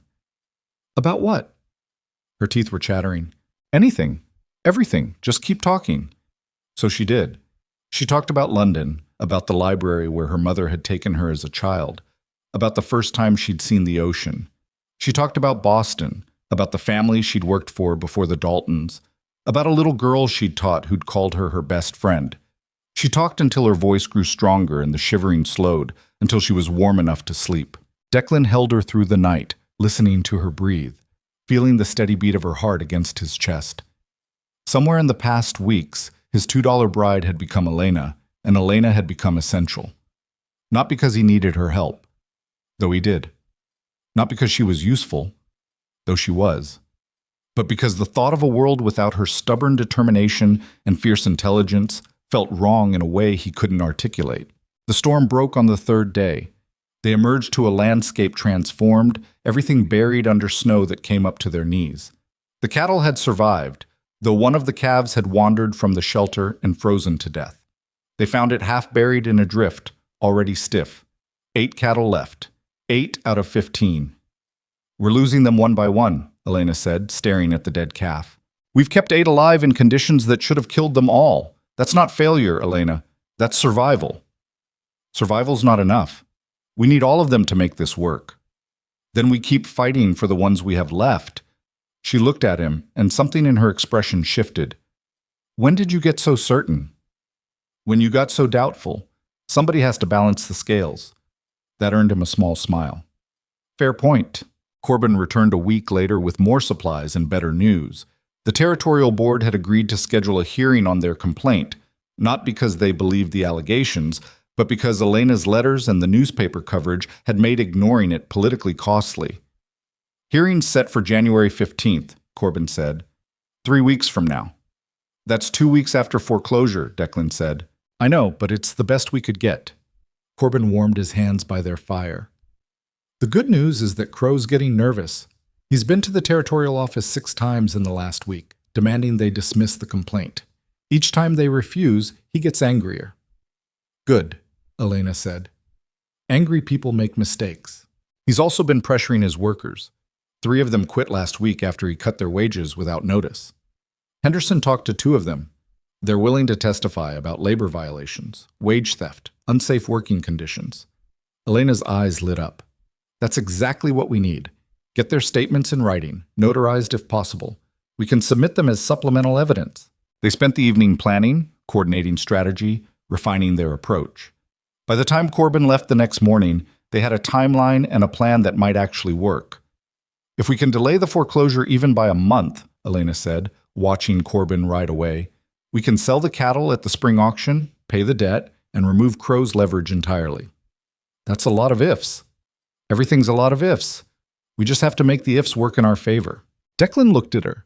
This woman who'd been unwanted and forgotten, who'd married a stranger for $2, who'd survived everything the Montana frontier had thrown at her, and come out fighting. She was thinner than she'd been, her face weathered by cold and wind, her hands rough from work. But there was something fierce and unbroken in her eyes that made her beautiful in a way no Boston parlor ever could. "We're going to win," he said. "You don't know that. I know you, and I know that anyone stupid enough to bet against you deserves to lose." Elena stared at him for a long moment. Then she stepped closer, close enough that he could see the flecks of gold in her gray eyes, close enough to feel her breath warm against his face in the frozen air. "Declan Mercer," she said quietly, "you are the most infuriating optimist I've ever met." "Is that a compliment?" "I haven't decided yet." Then she kissed him. It wasn't gentle or romantic or any of the things a first kiss was supposed to be. It was cold and desperate and fierce, tasting like coffee and survival. But it was real, and when she pulled back, Declan felt something fundamental shift in his understanding of what they were to each other. "That wasn't part of the plan," Elena said. "No, it wasn't." "Are we making a mistake?" Declan thought about that question, about all the ways this could complicate things, make them harder, add emotional weight to a situation already heavy with risk. Then he thought about the alternative, pretending this wasn't happening, that they were still just business partners thrown together by circumstance. "Probably," he said. "But we've made worse ones." Elena laughed, and it was the most genuine sound he'd heard from her in weeks. True enough, they didn't talk about it after that, didn't analyze it or define it, or try to figure out what it meant for the marriage that had started as a transaction and become something neither of them could name. They just went back to work, preparing for the fight ahead, surviving one day at a time. But that night, when they huddled together for warmth in their small shelter, Elena's head rested on his shoulder in a way that had nothing to do with cold and everything to do with choice. The 5th week brought Henderson again, this time with urgent news. Crow had moved up his timeline for foreclosure, filing an emergency motion to accelerate the process based on abandonment and failure to maintain the property. "He's claiming you fled the territory," Henderson said. "Says the ranch has been abandoned for over a month, which gives him legal grounds to foreclose immediately." "That's not true," Elena said. "The property hasn't been abandoned. We're maintaining it from a distance, and our livestock is being actively ranched on territorial land. Try explaining that to a judge who's in Crow's pocket." Henderson looked grim. "The hearing's in 3 days. If you don't show up to contest the motion, he wins by default." Elena and Declan looked at each other. 3 days meant leaving the High Valley, riding back down through mountain passes that could kill them, walking straight into whatever Crow had planned. "We have to go," Elena said. "I know. Even though it's probably a trap." "I know that too." Henderson cleared his throat. "For what it's worth, you've got support in town. People are ready to testify on your behalf. And the territorial marshal's been asking questions about Crow's hired men. Apparently they've been causing trouble, and that's making the law nervous." "Will the marshal provide protection?" Elena asked. "Maybe, if you ask him directly." Henderson hesitated. "But he's also been seen drinking with Crow, so don't count on him being reliable." They spent the rest of the day preparing. Elena organized every piece of evidence they'd gathered, every witness statement, every document that might help their case. Declan prepared the horses, checked weapons, made sure they had supplies for the ride down. That evening, standing on a ridge overlooking the valley, they watched the 8 remaining cattle graze peacefully. The animals looked healthy now, strong enough to survive the winter, and maybe, just maybe, bring in enough money to save everything. "We're leaving them," Elena said. "Corbin will check on them. They'll be fine." "What if we don't come back?" "We'll come back." Declan's voice was certain. "We've come this far. We don't stop now." Elena was quiet for a long moment. I'm scared. Me too. But we're going anyway. Yeah, we are. She took his hand, lacing her fingers through his. It was a simple gesture, but it felt like a promise. They stood there as the sun set over the mountains, two people who'd started as strangers and become something more, about to walk back into the fight they'd never really left. Crow's men had taken over the ranch. There were at least 8 of them, maybe more, camped in the yard like they owned it. Horses in the corral, supplies stacked on the porch, gun belts hanging from the fence posts. Elena's hand went to the rifle strapped to her saddle. They're squatting on our property. They're sending a message. Declan's jaw was tight. Crow wants us to know he's already won. The valley came into view late on the second day. From the ridge, they could see Declan's ranch in the distance. Small and vulnerable, the barn roof still half collapsed, everything exactly as they'd left it. Smoke rose from the chimney, which meant someone was there. Henderson said he'd keep an eye on the place, Declan said. Probably him. But as they rode closer, they saw it wasn't Henderson. They did. Circling wide around the ranch, they pushed the horses hard through terrain that was dangerous in daylight and potentially lethal in darkness. But Elena was right. Better to arrive exhausted than not arrive at all.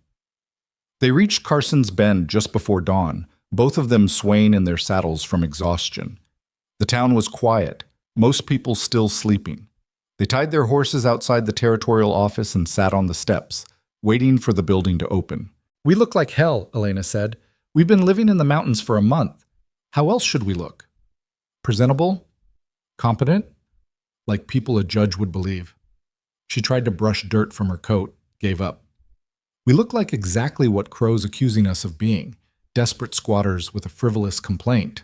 Then we make them see past the dirt. Declan took her hand. They want to know if we're serious? We show them serious.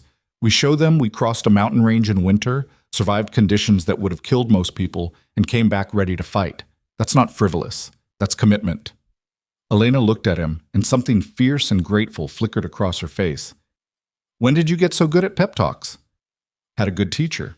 The territorial office opened at 8. The clerk, the same man who'd processed their $2 marriage, looked shocked when he saw them. Mercer? Mrs. Mercer? We thought you were dead? Gone? Defeated? Elena's voice was crisp. We're none of those things. We're here to contest Victor Crow's emergency foreclosure motion. The hearing was held in the territorial courthouse, a drafty building that smelled like old paper and stale tobacco. The room was packed, ranchers who'd come to support them, townspeople curious about the spectacle, and Crow's people there to watch him win. Victor Crow sat at the front table, immaculate as always, his lawyer beside him. When Declan and Elena walked in, dirty and exhausted and defiant, Crow's expression flickered with something that might have been surprise before his controlled mask returned. Judge Morrison was 70, if he was a day, with a reputation for being fair but impatient. He looked at the assembled crowd with obvious displeasure. This is a foreclosure hearing, not a social event. Anyone not directly involved can leave. Nobody moved. Morrison sighed. Fine, stay. But one outburst and I'll clear the room. He looked at Crow's lawyer. Present your motion. The lawyer, a slick Easterner named Cartwright, stood. Your Honor, my client holds legitimate debt notes against the Mercer property totaling $300, due January 1st. The defendants have abandoned the property for over a month, allowing it to fall into disrepair and failing to maintain basic standards of ranching operation. We move for immediate foreclosure based on abandonment and breach of property maintenance requirements. Morrison looked at Declan and Elena. Response? Elena stood. She was filthy, exhausted, and looked half-starved. But when she spoke, her voice was clear and sharp as broken glass. Your Honor, the property has not been abandoned. We have been actively ranching our livestock on territorial land, which is our legal right as Montana residents. The cattle are being maintained and will be sold at the spring auction to satisfy the debt. Furthermore, Mr. Crow's motion is part of a documented pattern of harassment and illegal monopolization which we have formally complained about to this board. Cartwright jumped up. Your Honor, that complaint is frivolous and I'll decide what's frivolous, Mr. Cartwright. Morrison looked at Elena. You have proof of these cattle? We have witness testimony from Samuel Corbin and James Henderson, both of whom have seen the animals. We also have documentation of their health and maintenance. Elena pulled out papers from her bag. Additionally, we have evidence that Mr. Crow has been engaging in systematic land acquisition designed to monopolize water resources in this valley, in violation of territorial law. Your Honor, this is absurd, Cartwright started. Quiet. Morrison took the papers Elena offered, reading slowly. The room was silent except for the rustle of pages. Finally, Morrison looked up. Mrs. Mercer, these are serious allegations. Do you have evidence beyond speculation? We have property records showing Crow's acquisition pattern, witness statements from workers he's abused, and testimony from ranchers he's pressured. We're prepared to present all of it at our scheduled hearing. Which is 2 weeks after the foreclosure date, Cartwright interjected. Regardless of Mrs. Mercer's conspiracy theories, the debt is real and legally enforceable. Morrison was quiet for a long moment. Then he looked at Crow directly. Mr. Crow, why the emergency motion? The original foreclosure date is 2 weeks away. Why move it up? Crow stood smooth and controlled.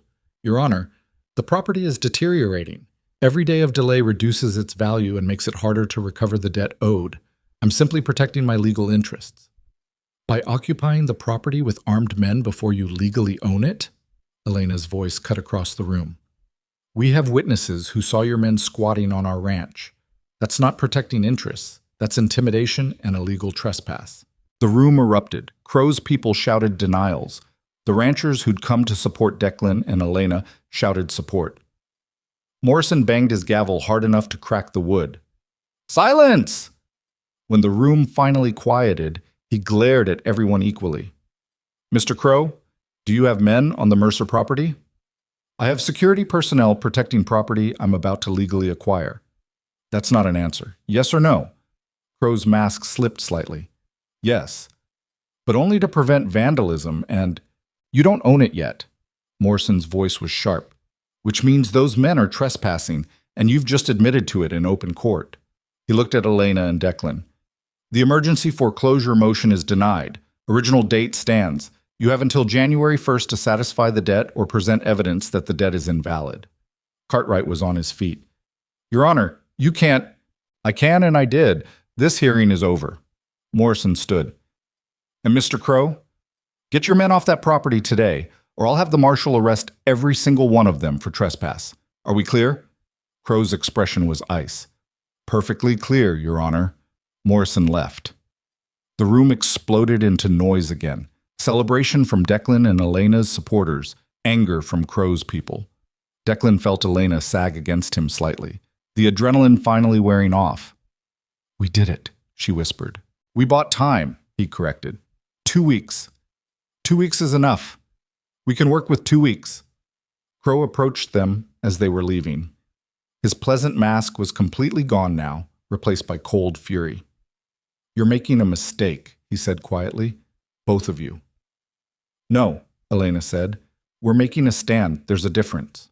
A stand requires strength. You have none. Crow stepped closer. I'll destroy you. Not just the ranch. You personally. Your reputation, your future, everything.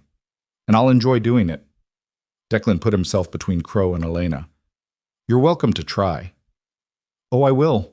Crow smiled, and it was the coldest thing Declan had ever seen. Count on it. He walked away. His men followed, shooting dark looks at Declan and Elena as they passed.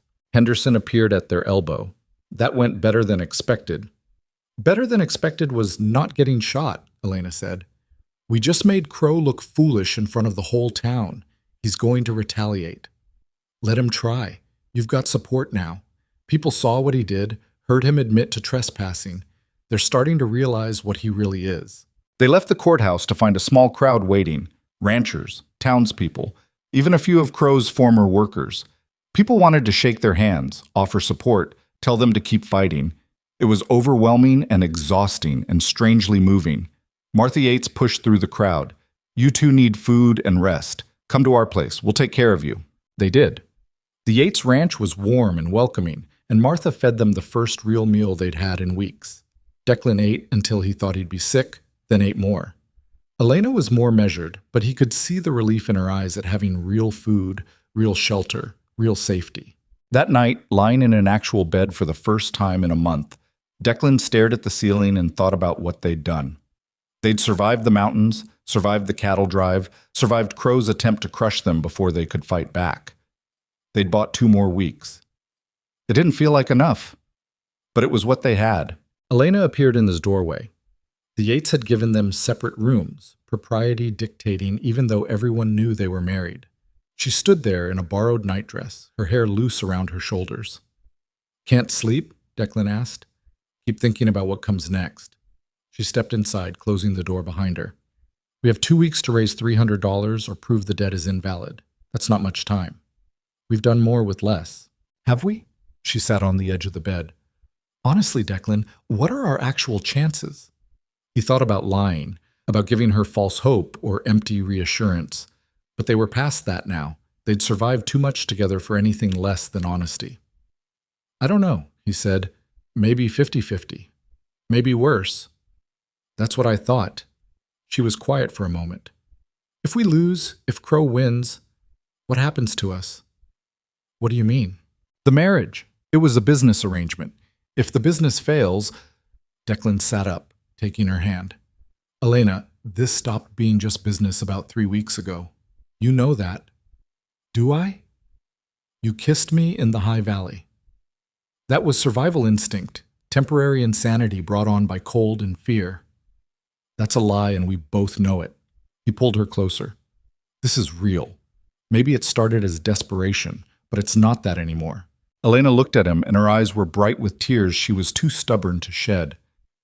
"I don't know how to do this. The fighting, and the strategy, and the planning, I can do all of that. But this? Caring about someone, trusting them, letting them matter? I'm terrible at it." "So am I. We'll figure it out together." "What if we can't? Then we fail at it together too." Declan cupped her face in his hands. "Elena, I spent $2 on you because I was desperate and you were available. But I'd spend everything I have and everything I'll ever have to keep you in my life. That's not business. That's something else entirely." She kissed him then, and it was different from the desperate kiss in the High Valley. This one was slower, deeper, full of all the things neither of them knew how to say. When they finally broke apart, Elena was smiling. $2, she said. "Best investment you ever made." Damn right it was. She stayed that night, curled against him in the warm bed. And for the first time in weeks, Declan slept without dreaming of cold or cattle or Crow's men waiting in the dark. They had 2 weeks to save everything, 2 weeks to fight the most powerful man in the territory and somehow win. But they'd survived the mountains. They'd survived each other. Maybe they could survive this too. Morning came too fast. Declan woke to find Elena already dressed, sitting at the small desk in the corner with papers spread everywhere. She'd borrowed ink and paper from Martha Yates and was writing furiously, her hand moving across the page in quick, precise strokes. "How long have you been up?" he asked. 2 hours, maybe 3. She didn't look up. "I'm drafting a motion to invalidate Crow's debt purchase. If we can prove he bought the notes specifically to force foreclosure as part of his monopolization scheme, the territorial board might void the transaction entirely." Declan sat up, rubbing sleep from his eyes. "That's a long shot. Everything we're doing is a long shot, but it's better than waiting to lose." She finally looked at him, and her eyes were red-rimmed from lack of sleep. "We have 13 days, Declan. 13 days to either raise $300 or destroy Crow's legal standing. The math doesn't work any other way." He knew she was right. The cattle wouldn't be ready to sell for months. They had no other assets, no hidden money, no wealthy relatives to beg from. Their only hope was proving Crow's corruption so thoroughly that the debt itself became invalid. "What do you need from me?"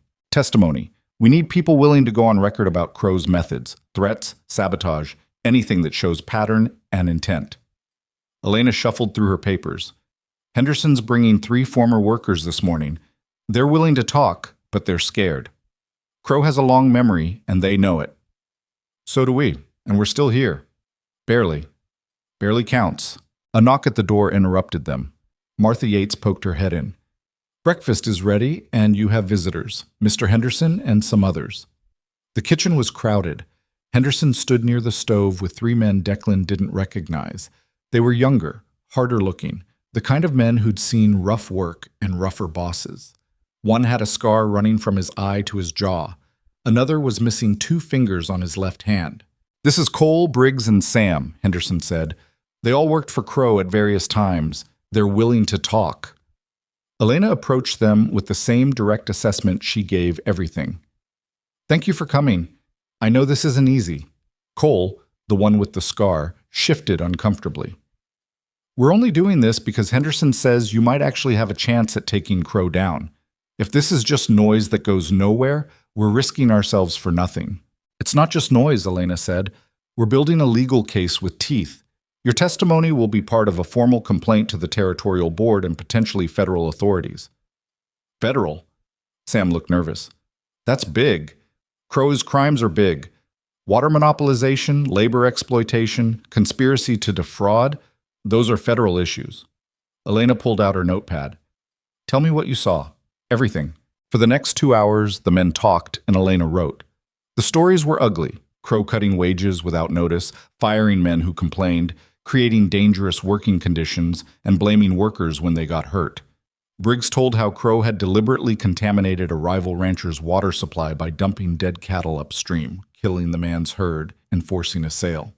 Cole described watching Crow's men burn down a homesteader's barn when the man refused to sell his land. "That's arson," Elena said, her pen moving rapidly. "Did you report it?" "To who? The marshal?" Cole laughed bitterly. "Crow owns him. We all know it. The territorial marshal is federal jurisdiction. Crow can't own him." "Can't he?" Sam leaned forward. "Lady, Crow owns this whole valley. The businesses, the bank, half the politicians. You think one federal marshal is going to stand up to all that? I think one federal marshal with enough evidence won't have a choice." Elena's voice was steel. "That's why your testimony matters. It's not just your word against Crows. It's documentation of systematic criminal behavior that can't be ignored." By the time the men left, Elena had 20 pages of sworn statements. She looked exhausted but grimly satisfied. "This is good," she said, organizing the papers. "Better than good. If we can get this in front of the right people." "Big if," Declan said. "I know." She rubbed her eyes. "But it's what we have." Thomas Yates came in from outside, stamping snow from his boots. "Declan, you should see this." They followed him to the window. In the distance, smoke rose from the direction of Declan's ranch. Too much smoke. Too black. "They're burning something," Yates said. Declan felt ice settle in his gut. "The barn." They rode out immediately, Declan and Elena and Henderson, pushing the horses hard across the frozen valley. By the time they reached the ranch, the barn was fully engulfed, flames shooting 30 feet into the air. Crow's men were gone, but their message was clear. This is what happens when you fight back. Declan dismounted, staring at the destruction. The barn where he'd spent countless hours, where his father had taught him to work cattle, where he and Elena had sheltered during their first days together, gone. Everything inside it, tools, equipment, what little hay they'd had left, gone. Elena's hand found his. "Declan, I know." His voice sounded hollow even to himself. "I know what you're going to say. It's just a building. We'll rebuild. Focus on the fight." "Actually, I was going to say I'm sorry." She squeezed his hand. "I know what it meant to you." He looked at her, this woman who'd somehow learned to read him better than he read himself. "We're going to destroy him, Elena. Whatever it takes." "Yes, we are." Henderson walked the perimeter, looking for evidence. They were careful. No obvious accelerants, made it look like an accident, but we all know what this was. "Can we prove it?" Elena asked. "Not easily. But we don't need to prove this specific fire. We just need to establish pattern." Henderson kicked at a charred board. "Add it to the list of intimidation tactics. Build the picture." They spent an hour documenting everything, then rode back to the Yates Ranch. Elena immediately drafted an affidavit about the fire, adding it to their growing file of evidence. She worked through dinner, barely eating, her focus absolute. That night, Declan found her still writing, the lamp burning low beside her. "You need to sleep," he said. "I need to finish this." But her hand was shaking from exhaustion, her letters getting sloppier. "We're running out of time." "We'll have more time if you don't collapse from exhaustion." He gently took the pen from her hand. Sleep.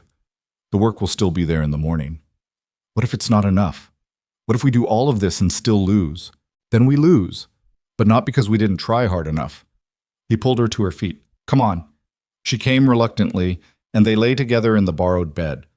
Elena's breathing slowed gradually, but Declan could tell she wasn't sleeping, just lying there with her mind racing through scenarios and strategies. Tell me something true, she said suddenly. Like what? Anything. Something I don't know about you. Declan thought for a moment. My father used to say the ranch was cursed, said it fought him every day he owned it, that the land itself didn't want to be tamed. He stared at the ceiling. I always thought he was being dramatic, but after he died, I understood what he meant. This place takes everything you have and asks for more. And you give it because what else are you going to do? Elena was quiet. Then, do you regret it? Fighting this hard for something that's fought you your whole life? No. Because it's mine. And nobody, especially not Victor Crow, gets to take it just because they're stronger or richer or meaner. He turned to look at her. That answer your question? Yes. She curled closer to him. Something true about me. I'm terrified every single day. Terrified we'll fail. Terrified Crow will win. Terrified I'll let you down. You couldn't let me down if you tried. You don't know that. I know you fought harder for this ranch than anyone except maybe my father. I know you're the reason we're still in this fight at all. That's not letting me down, Elena. That's the opposite. She didn't answer, just held him tighter, and eventually they both slept. The next days blurred together in a constant push to build their case. Elena worked with Morris from the Gazette to get their story into newspapers across the territory. Henderson coordinated with the other ranchers, organizing support and gathering more testimony. Declan rode to the High Valley and back to check on the cattle, relieved to find all 8 still alive and growing stronger. 5 days before foreclosure, the territorial board finally scheduled their full hearing. Elena had pushed, threatened, and leveraged every contact she had to make it happen. The hearing would take place 2 days before the debt came due, cutting it impossibly close, but at least it was something. If we can get the board to issue an injunction halting foreclosure pending investigation, Elena explained to their assembled supporters, we buy ourselves months, maybe longer. That's a big if, Corbin said. Board's never gone against Crow before. They've never had this much evidence before. Elena spread out her organized files, testimony, financial records, property documents, everything they'd compiled. We have 19 witnesses, documented pattern of illegal behavior spanning 3 years, and proof of systematic monopolization. That's not frivolous. That's prosecutable. Martha Yates looked worried. What if they ignore it anyway? Then we go higher. Federal authorities, territorial governor, newspapers in Helena, and even back east. We make enough noise that ignoring it becomes impossible. Elena's jaw was set. Crow's counting on us being too small to matter. We prove him wrong. The night before the hearing, Declan and Elena sat on the porch of the Yates Ranch, watching stars emerge in the frozen sky. It was the first quiet moment they'd had in days, and the silence felt both welcome and ominous. Nervous? Declan asked. Terrified. Elena didn't look at him. Tomorrow decides everything. If we win, we have a chance. If we lose, we don't lose. You can't promise that. No, but I can believe it. He took her hand. We've survived everything else. Mountains, storms, Crow's men, starvation, freezing. We're still here, still fighting. Sometimes I wonder if we're fighting because we're brave or because we're too stupid to quit. Both probably. That earned him a small smile. Elena, whatever happens tomorrow, don't. She cut him off. Don't do the goodbye speech. We're not there yet. I wasn't going to say goodbye. I was going to say thank you. She looked at him surprised. For what? For being stubborn enough to marry a failing rancher for $2. For fighting when you could have run. For... He stopped, struggling for words. For making me remember what it feels like to have something worth fighting for besides just survival. Elena's eyes were bright with unshed tears. Declan Mercer, if you make me cry the night before the biggest fight of our lives, I will never forgive you. Then don't cry. Too late. She wiped at her eyes, laughing and crying at the same time. Damn you! He pulled her close, and they sat there together as the temperature dropped and the stars wheeled overhead. Two people who'd found each other in the worst possible circumstances and somehow made it mean something. The territorial courthouse was packed. Word had spread about the hearing, and it seemed like half the valley had shown up to watch. Ranchers filled the benches, townspeople stood along the walls, and even a few newspapermen from Helena had made the journey. Everyone wanted to see if the $2 bride and her failing rancher husband could actually take down Victor Crow. Crow sat at the front table with 3 lawyers this time, not just Cartwright. He looked completely unconcerned, like this was a minor irritation rather than a threat. That confidence worried Declan more than anything. Crow didn't bluff, which meant he had a plan. The territorial board consisted of 5 men. Judge Morrison, who'd presided over the earlier hearing, 2 territorial representatives, a federal land agent, and the territorial governor's appointed observer. They filed in, looking stern and official, taking their seats at the elevated bench. Morrison banged his gavel. This hearing will address formal complaints filed by Declan and Elena Mercer against Victor Crow regarding alleged monopolization of water resources and related criminal activities. Mrs. Mercer, you filed the complaint. Present your case. Elena stood. She'd borrowed a proper dress from Martha Yates, cleaned herself up as best she could, but she still looked like what she was, a woman who'd spent a month in the mountains surviving on determination and spite. She approached the bench carrying her meticulously organized files. Gentlemen, what we're presenting today is not one crime, but a systematic pattern of illegal behavior spanning 3 years and affecting dozens of properties across this valley. Her voice was clear, professional, every bit the educated woman she'd been before circumstances brought her west. Victor Crow has used debt manipulation, intimidation, sabotage, and violence to acquire water rights in direct violation of territorial law. We have documentation, sworn testimony from 19 witnesses, and physical evidence supporting these allegations. She spent the next hour laying it out methodically. Property acquisitions mapped to show the pattern. Testimony from Crow's former workers describing criminal orders. Financial records showing suspicious debt purchases. The contaminated water supply, the burned homesteader's barn, the wage theft, all of it presented with damning clarity. Declan watched the board members' faces as Elena talked. Morrison was listening intently. The federal land agent was taking notes. But the 2 territorial representatives looked uncomfortable, and the governor's observer seemed bored. Crow's lead lawyer, a sharp-faced man named Dennison, stood when Elena finished. Your Honors, what we've just heard is a collection of hearsay, speculation, and the desperate accusations of people facing legitimate debt collection. Mrs. Mercer is an educated woman, I'll grant her that, and she's constructed an impressive narrative, but narrative is not evidence. We have sworn testimony, Elena started. From disgruntled former employees with axes to grind, Dennison interrupted smoothly. From competitors who've failed in business and want someone to blame. From the Mercers themselves, who are facing foreclosure and will say anything to delay it. He turned to the board. My client has broken no laws. He's a successful businessman operating within his legal rights. Every property acquisition was legitimate. Every debt purchase was properly executed. The fact that Mr. Crow has been successful while others have failed is not a crime. What about the contaminated water supply? Elena demanded. The arson? The wage theft? Allegations without proof. You have testimony, Mrs. Mercer, but testimony is not proof. Where are the criminal charges? Where are the investigations? If these crimes occurred, why hasn't the law acted? Dennison smiled coldly. I'll tell you why. Because they didn't happen. These are stories told by unreliable witnesses trying to help friends avoid their financial obligations. The board members conferred quietly. Morrison finally spoke.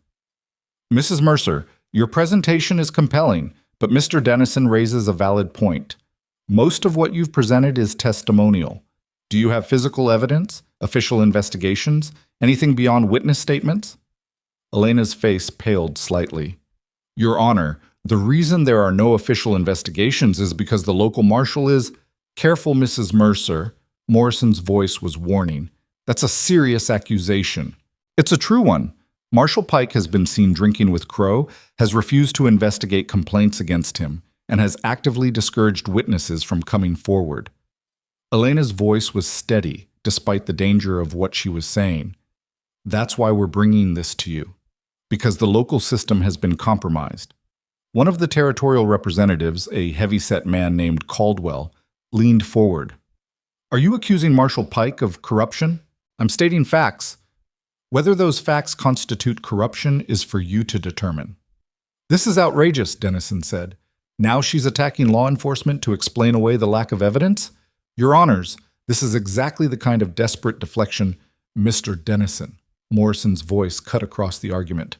"We'll hear from Marshal Pike directly. Bailiff, is he here?" "Yes, Your Honor." Pike was a broad man going to fat, with a face that had seen too much whiskey and not enough conscience. He took the stand looking annoyed at being called. "Marshal Pike," Morrison said, "have you received complaints about Victor Crow's business practices?" "A few, nothing substantial." "Did you investigate them?" "Looked into what needed looking into. Didn't find anything worth pursuing." Elena stood. "Marshal, did you investigate the burning of John Hendricks's barn 3 years ago?" Pike shifted. "That was ruled an accident." "By who?" "By me, based on the evidence." "What evidence?" Elena's voice sharpened. "Because John Hendricks is prepared to testify that he saw Crow's men near his barn an hour before the fire, that he reported this to you, and that you told him there was nothing you could do." "That's his word against theirs." "Did you question Crow's men?" Pike's jaw tightened. "Don't recall." "You don't recall investigating an arson complaint where the witness named specific suspects?" Elena stepped closer. "Or did you choose not to investigate because the suspects worked for Victor Crow?" "I don't have to explain my investigative decisions to you, Mrs. Mercer." "No, but you do have to explain them to this board." Elena turned to Morrison. "Your Honor, this is the pattern we're describing. Crow commits crimes, witnesses come forward, and Marshal Pike finds reasons not to investigate. That's not law enforcement. That's protection." Dennison was on his feet.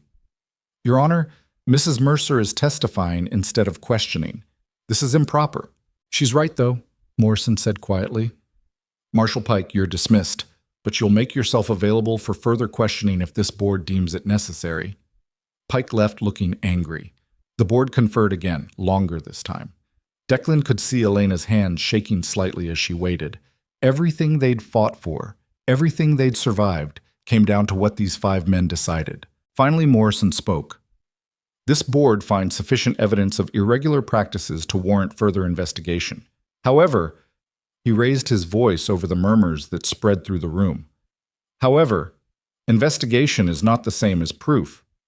Mrs. Mercer, you've presented a compelling case for why these matters should be examined more closely, but you have not presented sufficient evidence to invalidate Mr. Crow's debt holdings or halt legal foreclosure proceedings."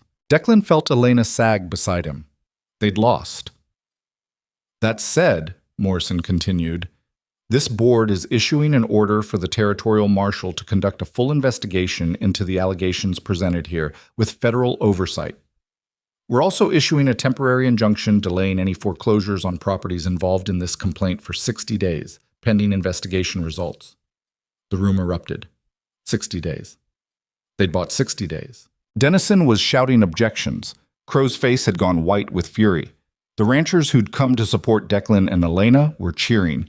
Morrison banged his gavel repeatedly, calling for order. "This hearing is adjourned," Morrison announced.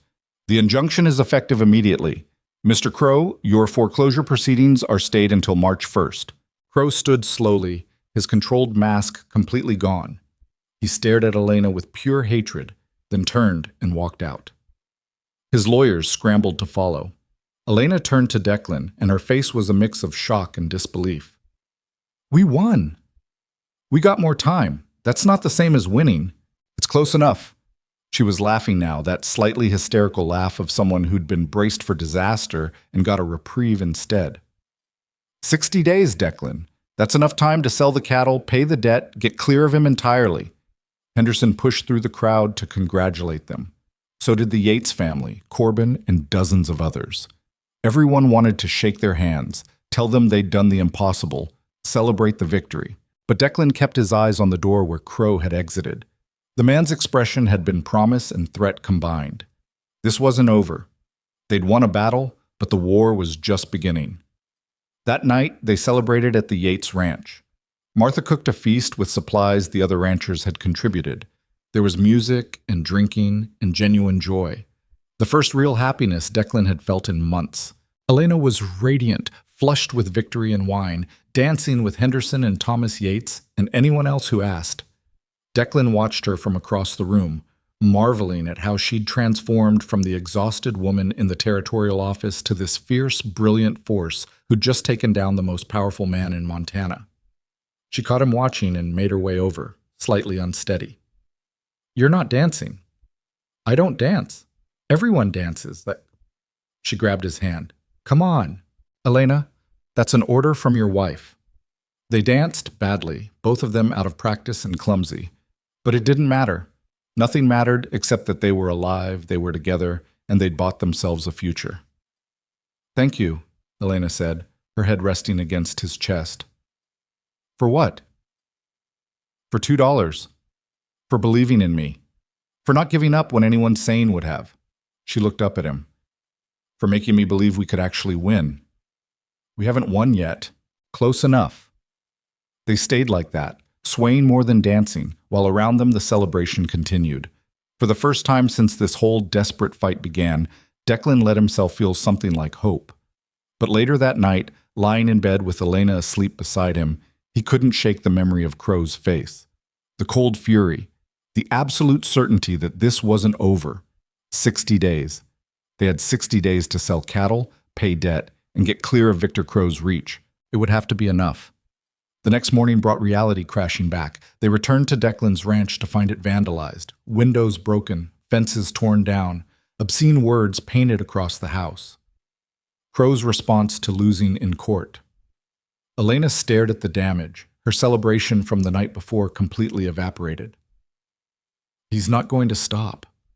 "No, he's not. The injunction doesn't matter to him. He'll find other ways to hurt us." "Probably." She turned to him.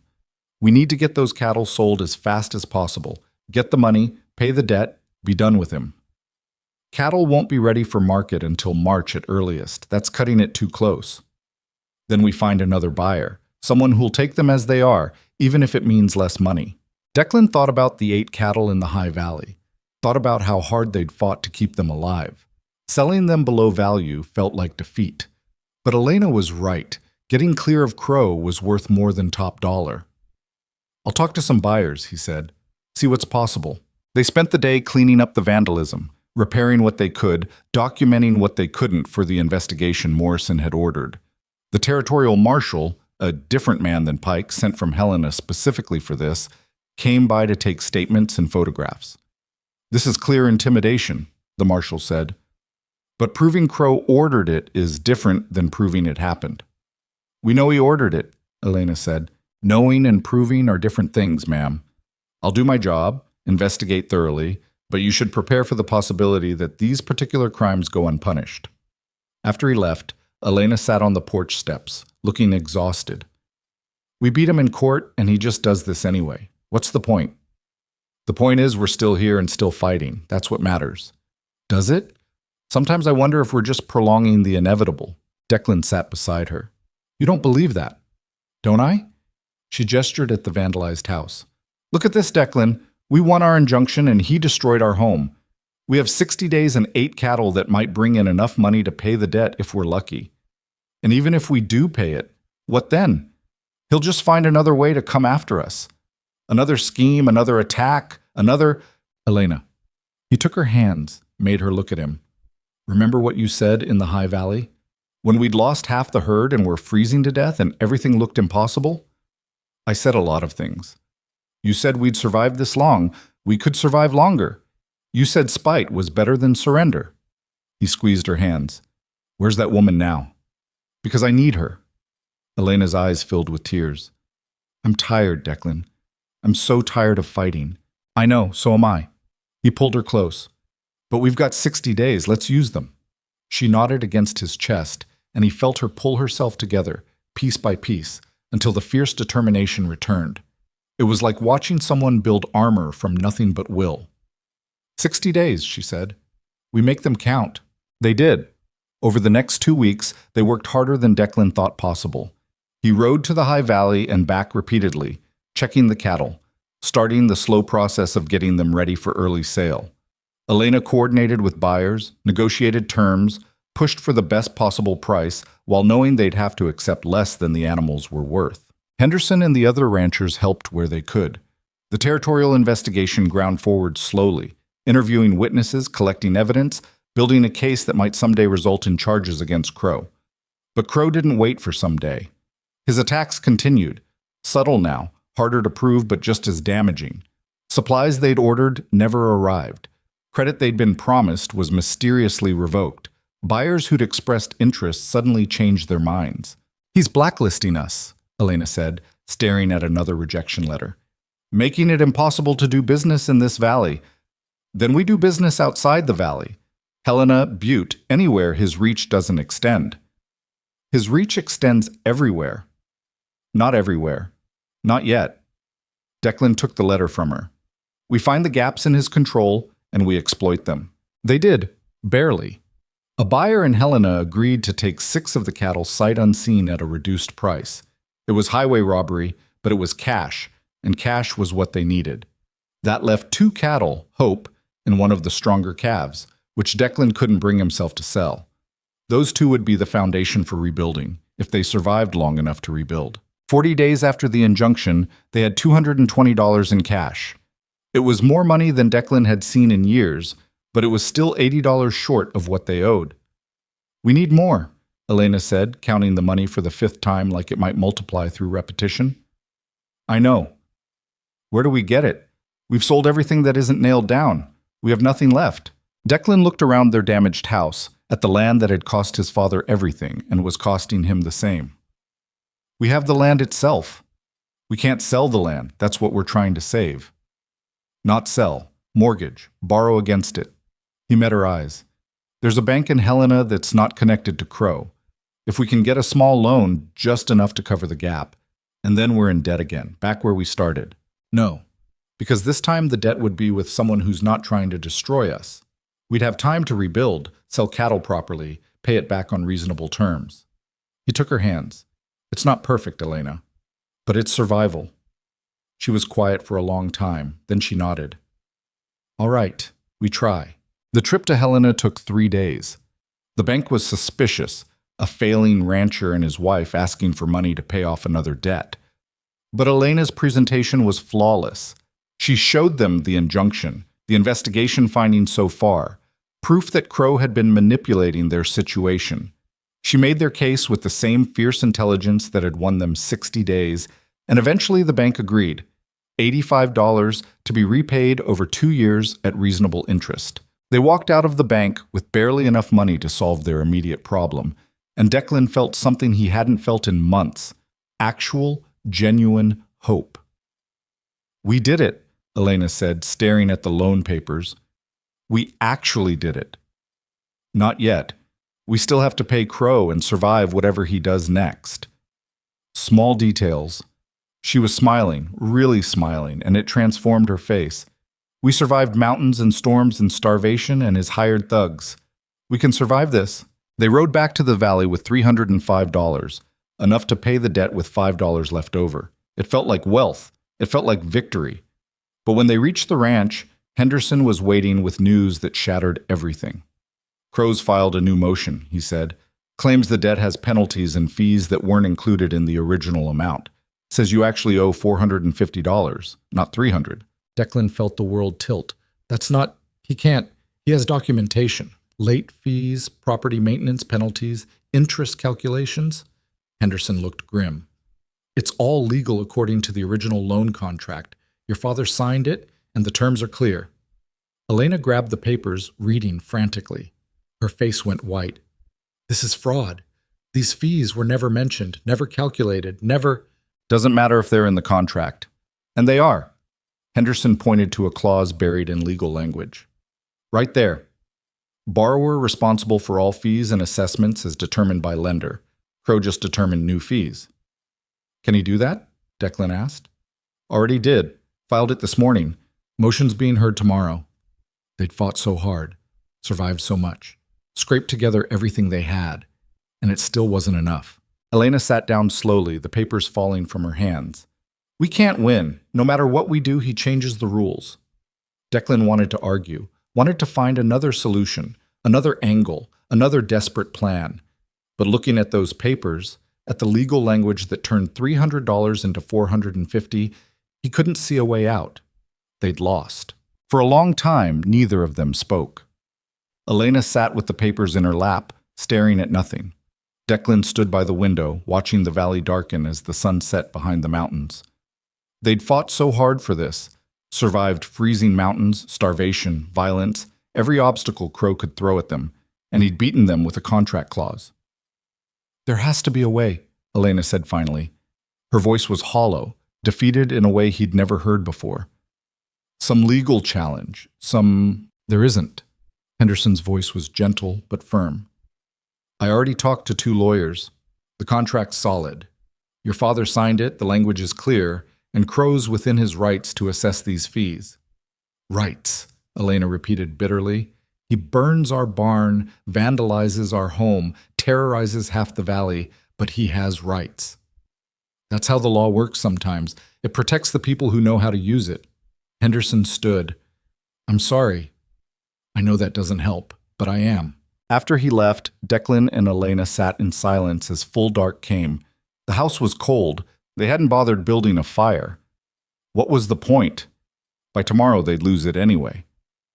"I should leave," Elena said quietly. Declan looked at her sharply. "What?" "This was always about the ranch. Saving it, keeping it, fighting for it. If we lose the ranch, there's no reason for me to stay." She wouldn't meet his eyes. "The marriage was a business arrangement. The business just failed." Something hot and fierce rose in Declan's chest. "That's not true, and you know it. Isn't it? Be honest, Declan. You married me because you needed help. I married you because I needed a way out. We both got what we needed, briefly, and now it's over." "Elena?" "I'll go back to Helena. Maybe further. I'm educated. I can find work somewhere Crow's reach doesn't extend. Start over. You should do the same." Finally, she looked at him, and her eyes were dry but devastated. "We gave it everything we had. Sometimes everything isn't enough." Declan crossed the room, pulled her to her feet. "You think I'm fighting for a piece of land? Just dirt and broken buildings? That's all it ever was." "You're wrong." He held her shoulders, made her look at him. "I'm fighting for this. For us. For the fact that somewhere in the last few months, you stopped being a transaction and started being the only thing that matters." His voice cracked. "I don't care about the ranch, Elena. Let Crow have it. But you don't get to walk away like none of this meant anything." "It meant everything," she whispered. "That's why it hurts so much." "Then stay. We'll figure something out. Go somewhere else. Start over together. I don't care. Just don't leave." Elena touched his face gently. "And do what? Spend our lives running from a man who'll never stop chasing? Always looking over our shoulders? Always one step ahead of him? That's not living, Declan. That's just slower dying." She was right, and he hated it. Hated that Crow had won not just the land, but their future. Hated that after everything they'd survived, it ended like this. Not with violence or drama, but with legal fees and contract clauses. They stood there in the dark, holding each other, and for the first time since this fight began, Declan felt truly defeated. The hearing the next morning was a formality. Crow's lawyers presented the contract, highlighted the fee clause, showed documentation of assessed penalties. It was all legal, all proper, all designed to crush them precisely when they thought they'd survived. Morrison looked pained as he reviewed the documents. "Mrs. Mercer, do you contest the validity of these fees?" Elena stood slowly. She looked exhausted, hollowed out. "The fees are legal, but the intent is fraud. This is Crow manipulating contract language to steal property he couldn't take through legitimate foreclosure." "Can you prove that intent?" "Your Honor, the pattern speaks for itself. We raised the original debt amount, secured it through legitimate means, and were prepared to pay. Crow then manufactured additional fees specifically to prevent payment. That's not business, it's malice." Dennison stood. "Intent is irrelevant. The contract allows these assessments.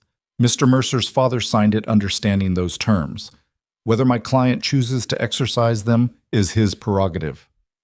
Morrison was quiet for a long time. Finally, he spoke. "The contract is clear. The fees are legal.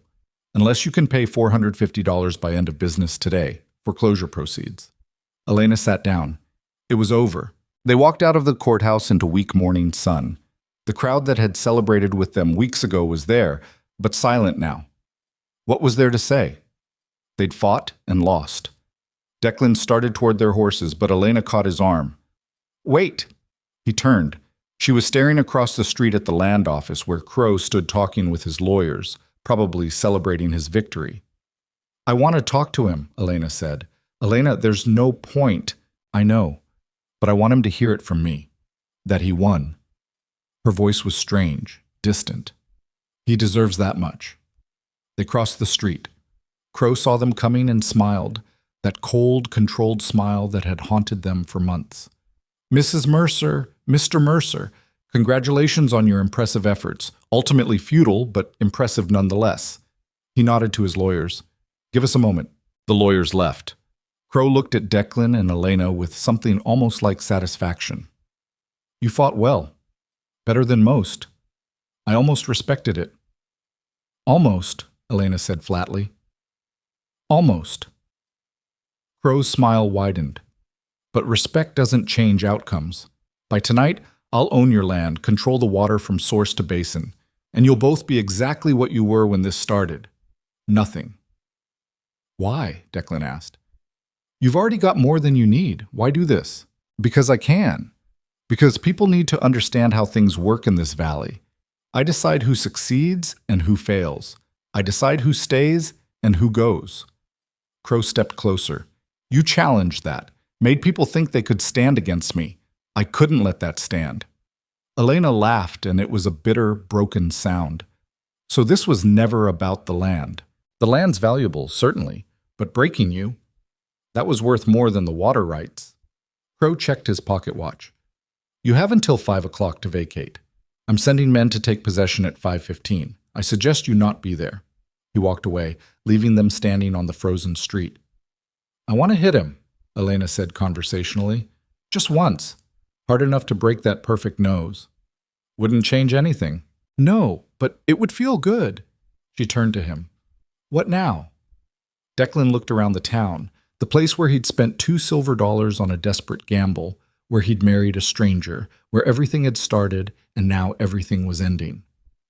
"Now we pack what we can carry and figure out where to go." They rode back to the ranch in silence. The morning had turned gray, clouds building over the mountains promising more snow. Everything looked different now, smaller, less important, just a collection of broken buildings on land that had never really been theirs to keep. Inside, they started gathering possessions. It didn't take long. They owned almost nothing. Clothes, a few books, Elena's carefully organized files of evidence that didn't matter anymore. Declan found his father's old rifle, the one he'd taught Declan to shoot with. He ran his hand along the worn stock, thinking about legacy and failure and how sometimes they were the same thing. Elena appeared in the doorway. "Declan, you need to see this." He followed her outside. A wagon was coming up the road, and another behind it, and more after that. At least a dozen wagons, and riding alongside them were people. Henderson, the Yates family, Corbin, other ranchers from across the valley. The whole caravan pulled into the yard, and people started dismounting. "What's happening?" Declan asked. Henderson approached, carrying a wooden box. "We heard about the hearing, about the fees." He set the box down, opened it. It was full of money, bills and coins, all denominations. "We took up a collection.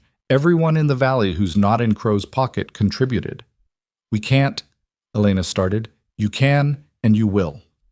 Martha Yates stepped forward with another box, this one smaller, but equally full. "You two fought for all of us. Time we returned the favor."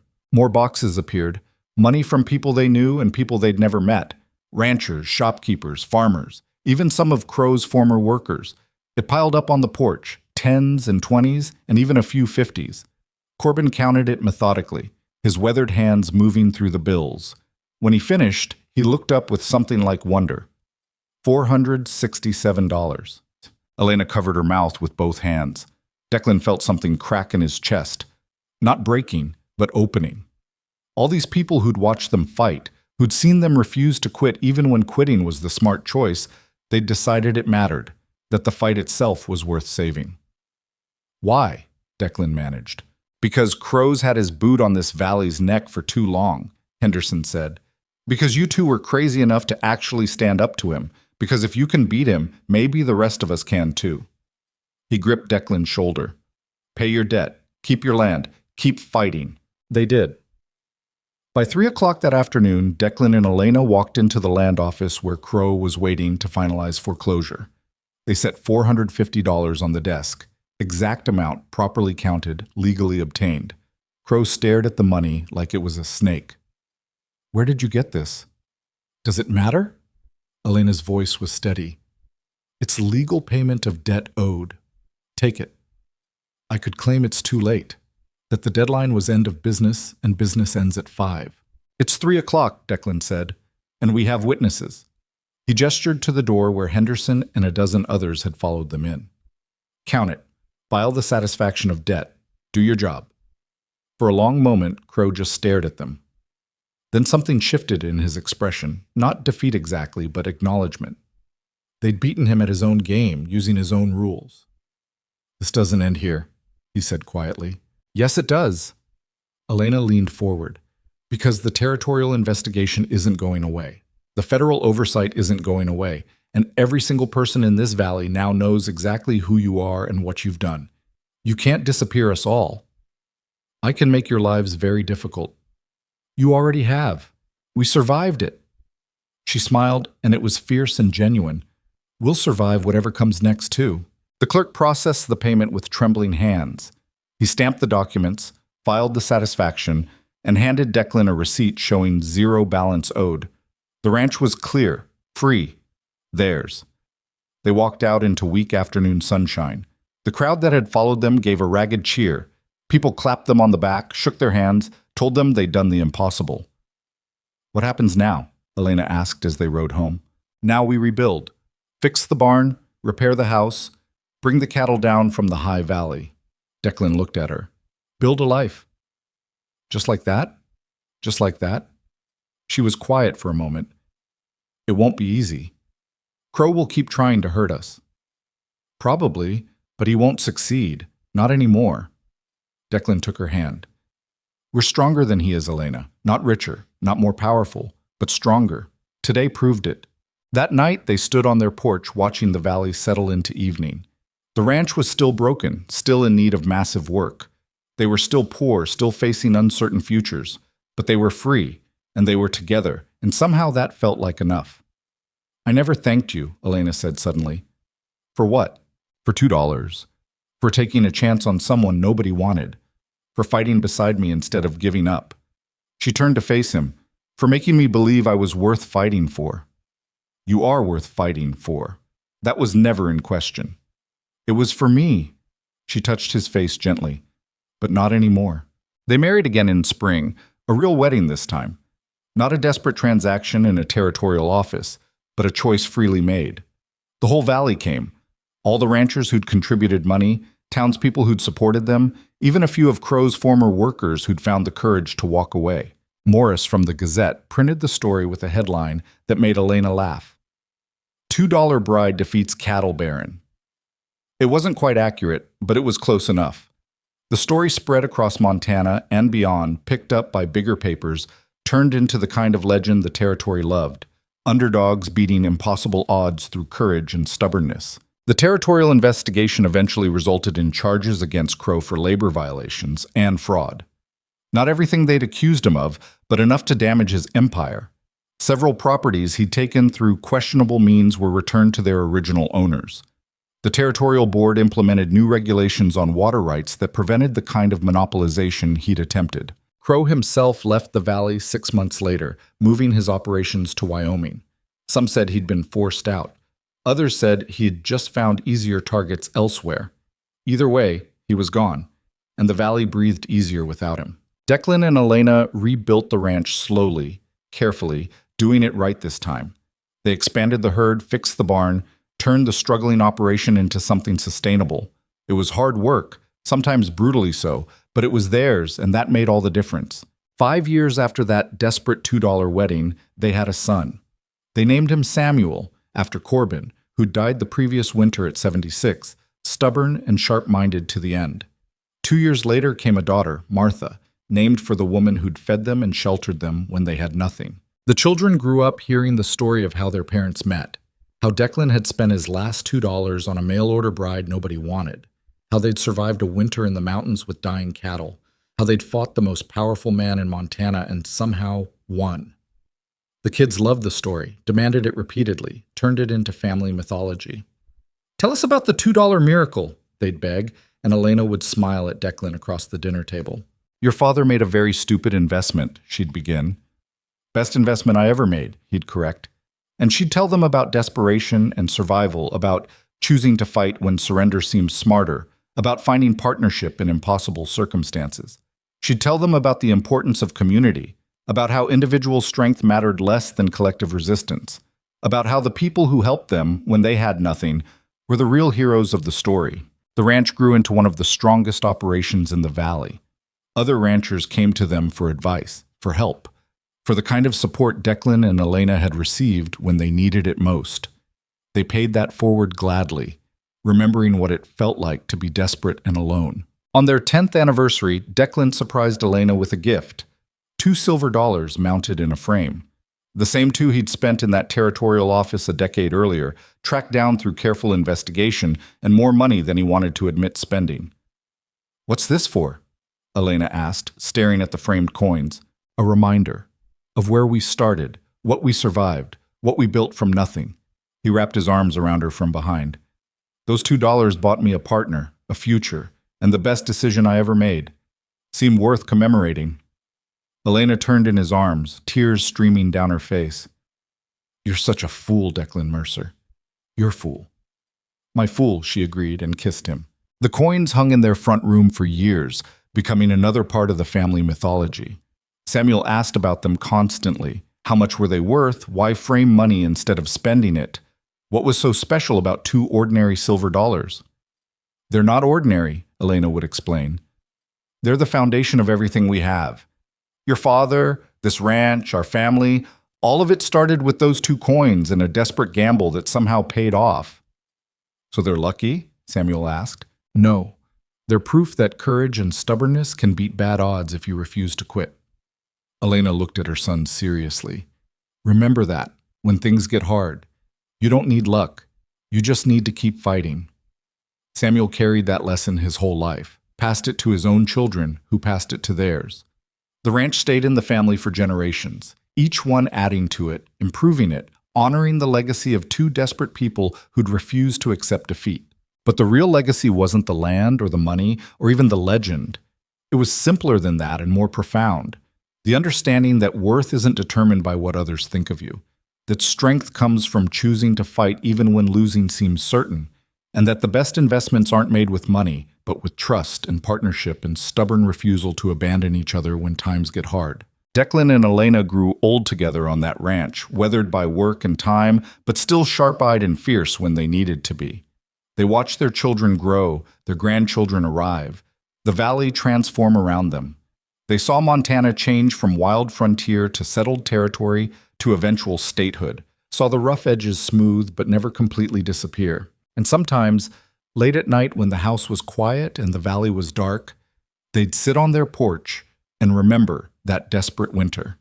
The freezing mountains, the dying cattle, the impossible odds. They'd remember being hungry and cold and terrified. Remember choosing each other over surrender. Remember learning that survival and love were sometimes the same thing. "Would you do it again?" Elena asked once, decades into their marriage. "Knowing how hard it would be, would you still spend those $2? Declan looked at her, this woman who'd been unwanted and forgotten, who'd married a stranger for survival and somehow built a life worth living. Her hair was white now, her hands gnarled from years of work, her face lined with all the smiles and sorrows of a full life. "Every time," he said, "I'd spend everything I had and count myself lucky." Elena smiled, took his hand, and together they watched the sun set over the valley they'd fought so hard to keep. The ranch that had almost killed them, that had tested them beyond what seemed possible, that had given them more than land or wealth. It had given them each other. And in the end, that was the real miracle. Not that they'd survived, not that they'd won, but that they'd found each other in the desperate margins of society and built something that lasted. Two broken people, $2 silver, and the stubborn determination to make impossible things possible. That was the story their family told for generations. That was the legacy that outlasted the land itself. And that was the truth that made those two ordinary silver dollars worth more than all the money in Montana. They'd bought not just a marriage, but proof that courage and partnership could transform survival into something like grace. The valley remembered them long after they were gone. Remembered the $2 bride who'd fought a cattle baron and won. Remembered the desperate rancher who'd gambled everything on an unwanted woman and found a partner instead. Remembered that sometimes the best things in life come from the worst circumstances, if you're brave enough and stubborn enough to refuse every easy surrender. And somewhere, in a frame that passed through generations, $2 silver remained, tarnished now, worn smooth, but still bearing witness to the day Declan Mercer made the best $2 investment anyone had ever made, and changed not just his life but an entire valley in the process.